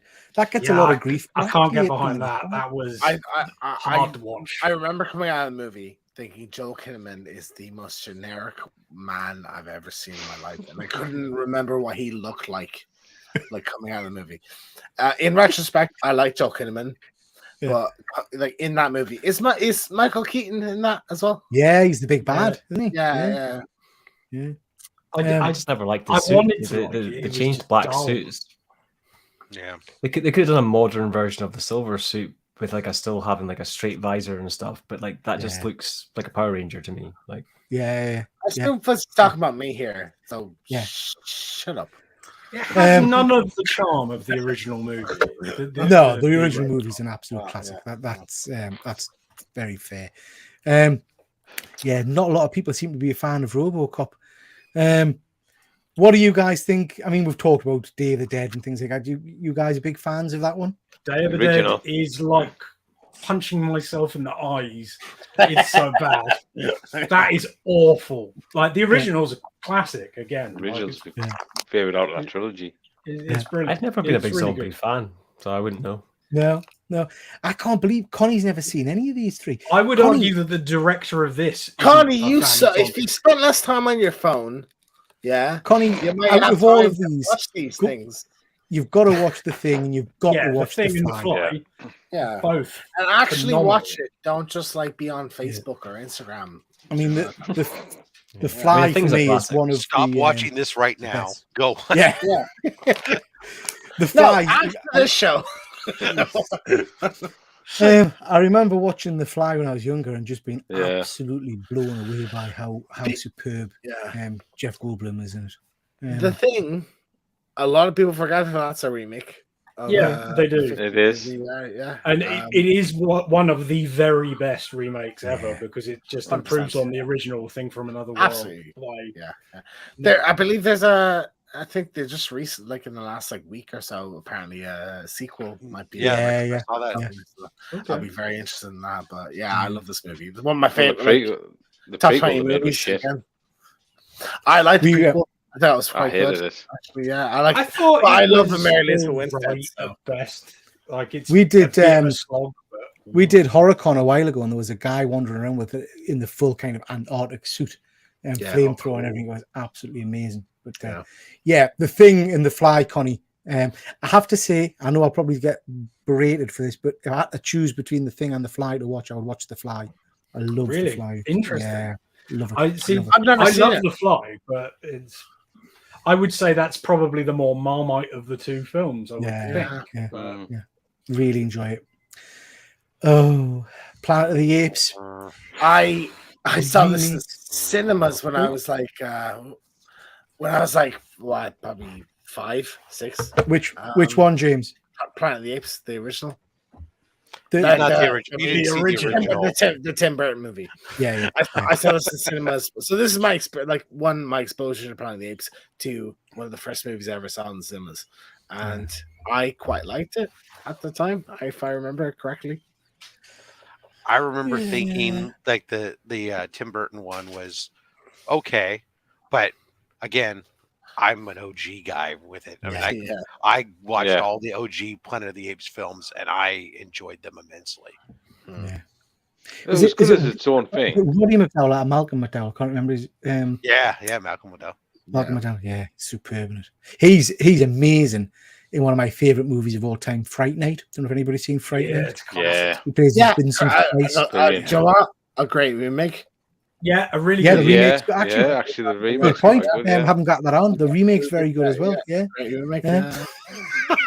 I see what you did there, Chris. Well done. Okay, guys. So that's just quickly touching on some of the remakes. We've had absolutely tons of comments sent in. So, can I just say a huge thank you to everybody that follows us on Instagram, because your support of the show and the fact that you're actually engaging means the world. So thank you so much for that. So you can see, guys, we've got some great ones here. We've got True Grit, which is a very good one. Yeah. Again, I've done the same. I've not actually said whether I think these are good or bad. I forgot Cruel Intentions was a remake. I didn't know there was a Jacob Lazar remake. Yeah, this one's interesting. Cruel Intentions is so much better. Maverick, Americans are going to hate me. And presume he can't possibly be meaning Top Gun Maverick, because that was superb as well. Yeah, he must be meaning. They don't mean. They mean the old Western. The Maverick with Mel Gibson. Yeah. Cruel Intentions. Yeah, Karate Kid. Assault on Precinct 13. Cats. I'm assuming they're all bad ones. Yeah, Cats. Yeah. Is there Assault on Precinct 13 is quite good, but I love that. Sorry, hang on, what were you saying there, Dr. Von Hoot? Sorry, is there an original Cats? Like, I know it's a remake of the stage show. It's an adaptation of the show. I don't. Yeah, so there isn't another movie, is there? That I don't know think about. So. No. Okay. The Mummy from Austin. He's talking there about the Tom Cruise. Is he though, or is he talking about the Brendan Fraser one? No, he's talking. The Brendan Fraser one is the one that's considered a remake when you of the original Boris Karloff. I like the Brendan Fraser Mummy movies, man. I like the Tom Cruise. Yeah. They're a fun kind of jaunt, aren't they? The Brendan Fraser Mummy movie is actually considered, when you look up lists of best remakes, it actually is on like the top 15 list or something like that. Hashtag Dark Universe, baby. Let's do it. Yeah, it was a shame that kind of crashed and burned, doesn't it? Really. James T. Higgins, the last person to care about that. So Austin is saying there, Black Christmas is the worst, and also the Tom Cruise movie. Black Christmas is bad. 2010 Nose, Nightmare on Elm Street. Yeah. That's shit. Shit. It's not good. I like. Shut up, James. Shut up, James. Shut up. Shut up. Let me finish my sentence. It's watchable. It gets the It's watchable part. Yeah, it's like first the original is a masterpiece and the remake is like but I think there's some really good ideas. I think there's some really good cinematography in it. I think the performance from Jackie Earle Haley is quite good. It's just not like it's got some awful CG in it though. Yeah. I mean, just like tear your eyes out bad. Well, especially when you consider they did it all practically. Well, that's it looks thing. Fantastic. Exactly. I mean, they took practical stuff and just did the CG version of it. Efren, I know it's a challenge to get a word in. Efren, yes. Any of these jump out at you? I agree with Rob. First of all, the original Planet of the Apes is best. I don't think they should even touch those movies ever again. I really enjoyed them. Let me see anything else. I like Karate Kid and The Mummy with Brendan Fraser is a good one. The Departed, The Mummy and The Thing were good movies too. And Ocean's 11. Yeah, very cool. We've got more from them guys because they sent in tons of things. Jack Frost 2, is that a remake? I don't think I've seen that one. No. Get Carter. Neither is Disney Star Wars. That's just like you're just moaning about things you don't like in this. That becomes Disney Star Wars. That's a reboot. Come on, reboot. Yeah, The Omen. I remember watching The Omen. I liked that one. I think The Ring. The Ring. That's a good one. I think. Yeah. Judge Dredd. Not really a remake, but certainly a very good movie. Another adaptation. Evil Dead 2. Evil Dead 2. I don't count Evil Dead as a remake because the first Evil Dead 2 you can it's essentially a remake. I mean, it might be a reimagining. It's not a remake of the movie. There's no Ash. There's no Evil Dead 2. Evil Dead 2 is a remake of the first. Evil Dead 2 is definitely a remake. I was confused having watched that. I thought we were on a while ago terms, but I guess not. Okay, guys. So lots of remakes there, lots of interesting stuff. Are you guys in general fans of remakes, or would you rather they went off and did something original and new? I really love horror remakes, to be honest. At the time, they were like Platinum Dunes, which was Michael Bay's studio, used to do loads of them. They did the Hills of Eyes and Nightmare on Elm Street and Friday the 13th and all those. I really liked them at the time. In retrospect, I think like the canonical reboot is a better way to go, where you just do a requel now. Where you just do like a sequel that's like connected loosely to the originals. I think that's a better way to go now. How about you, Highland G? I'm not massive on kind of remakes as a kind of whole. If they do something like really sort of reimagining it, then yeah, sure. But generally, I prefer kind of original stuff. I get bored of things being repeated and turned into just endless franchises in general. So I mean, you guys are all very connected to all the Marvel movies coming out every like couple of months and all the TV shows. I probably watch like 1 in 10 of them because I don't connect to half of that. I'd rather pick and choose things that have come out years ago that I like pick an interest on the day than kind of follow the latest franchise as it kind of drops. Just kind of how I do it. Good stuff. I mean, Rob, you've said on a few occasions that you go back to like the real early kind of movies and things like that. Is that your preference to some of the more modern stuff? Well, I was a radio, television, film student back in college, back in the day and stuff. And so I spent a lot of time as a film student watching a lot of the old originals and the basis and studying. So it was like went into that theory and stuff. So I have an affinity for a lot of those older films. I like a lot of the modern films too. But look, I understand there's always interesting things to take some of the more esoteric films and remake them, or especially after a long period of time has gone by, to update them can be interesting if done well. There's a good treatment. The problem we have today is I think there's a lot of burnout from as much because today we have a lot of cranking out of constant remakes and reboots and sequels that are coming out. But I don't like it, but I understand it from a pure. This is capitalism, right? People are putting up a lot. It costs $200 to plus million to make any of these big movies these days. It's not like back in the day when it was like $5 million you could go make a proper movie. Today you're lucky if you can do it for 60 million. And anything less than that, look at what Kevin Smith turns out. Yeah. And the thing is to get some people to pony up that kind of money and gamble that they're going to get their money back on that investment. That's a big risk. And if you come to me with something that has no established audience, I don't know, how are we going to market it? Especially today in the post-pandemic world, we're struggling to get people to go see even franchises and stuff. So it's a challenge. And so it's easy to say, if we can tie either a remake, a reboot, something that has an established audience, or some toy or something that people can somehow associate. It's a nostalgia effect, isn't it? Right. Yeah. Something that we know we have a base audience that now we can build upon that. That's an easier, safer gamble.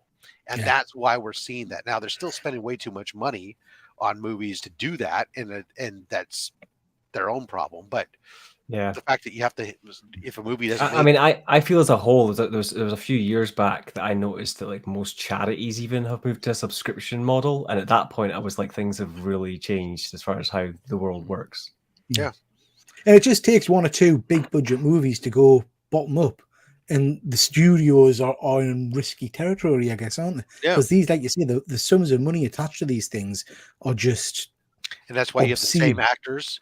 You'll have the same actors that come out over and over again in these big movies, and they're on the same types of things. It's because those are things that they go, oh, well, that one did good, therefore that must be bankable. It doesn't necessarily mean apples aren't always apples. Sometimes it's a Granny Smith, and sometimes it's a Fuji. It's completely freaking different. And sometimes you're wrong, and it turns out to be a pomegranate. But yeah, no, I think you're right, bud. I think you're right. GP, how about you? Yeah, I mean, see, if they're done right, they'll be entertaining enough. But I always go back to the originals because they're better movies, really. One remake no one's mentioned tonight is Rob Zombie's Halloween. Yeah, absolutely. Which I didn't mind, actually. I didn't mind that. I admire that movie more than I like it.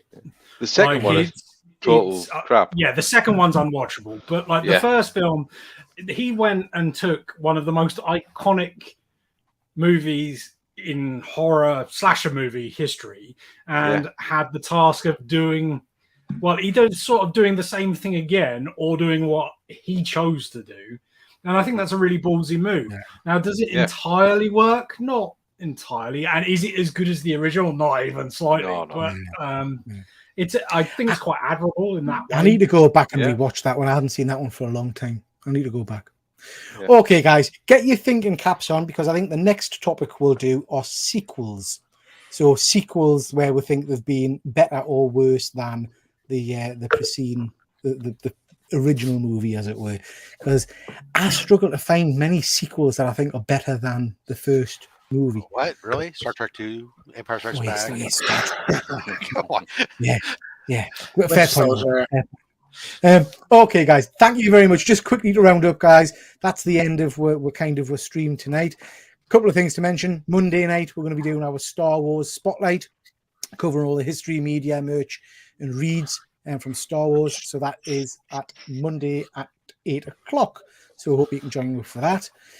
Thursday night, we've got a review of Across the Spiderverse. If you've seen the movie, drop us a line if you want to take part. So that should be interesting. Shout out to the UK YouTube community, as I always do. Also, I mentioned GP, you've got your show on Tuesday night, I believe. Yeah, Tuesday night at 8 o'clock. We're reviewing Noctera Volume 1. Looking forward to that. That'll be I've started reading it.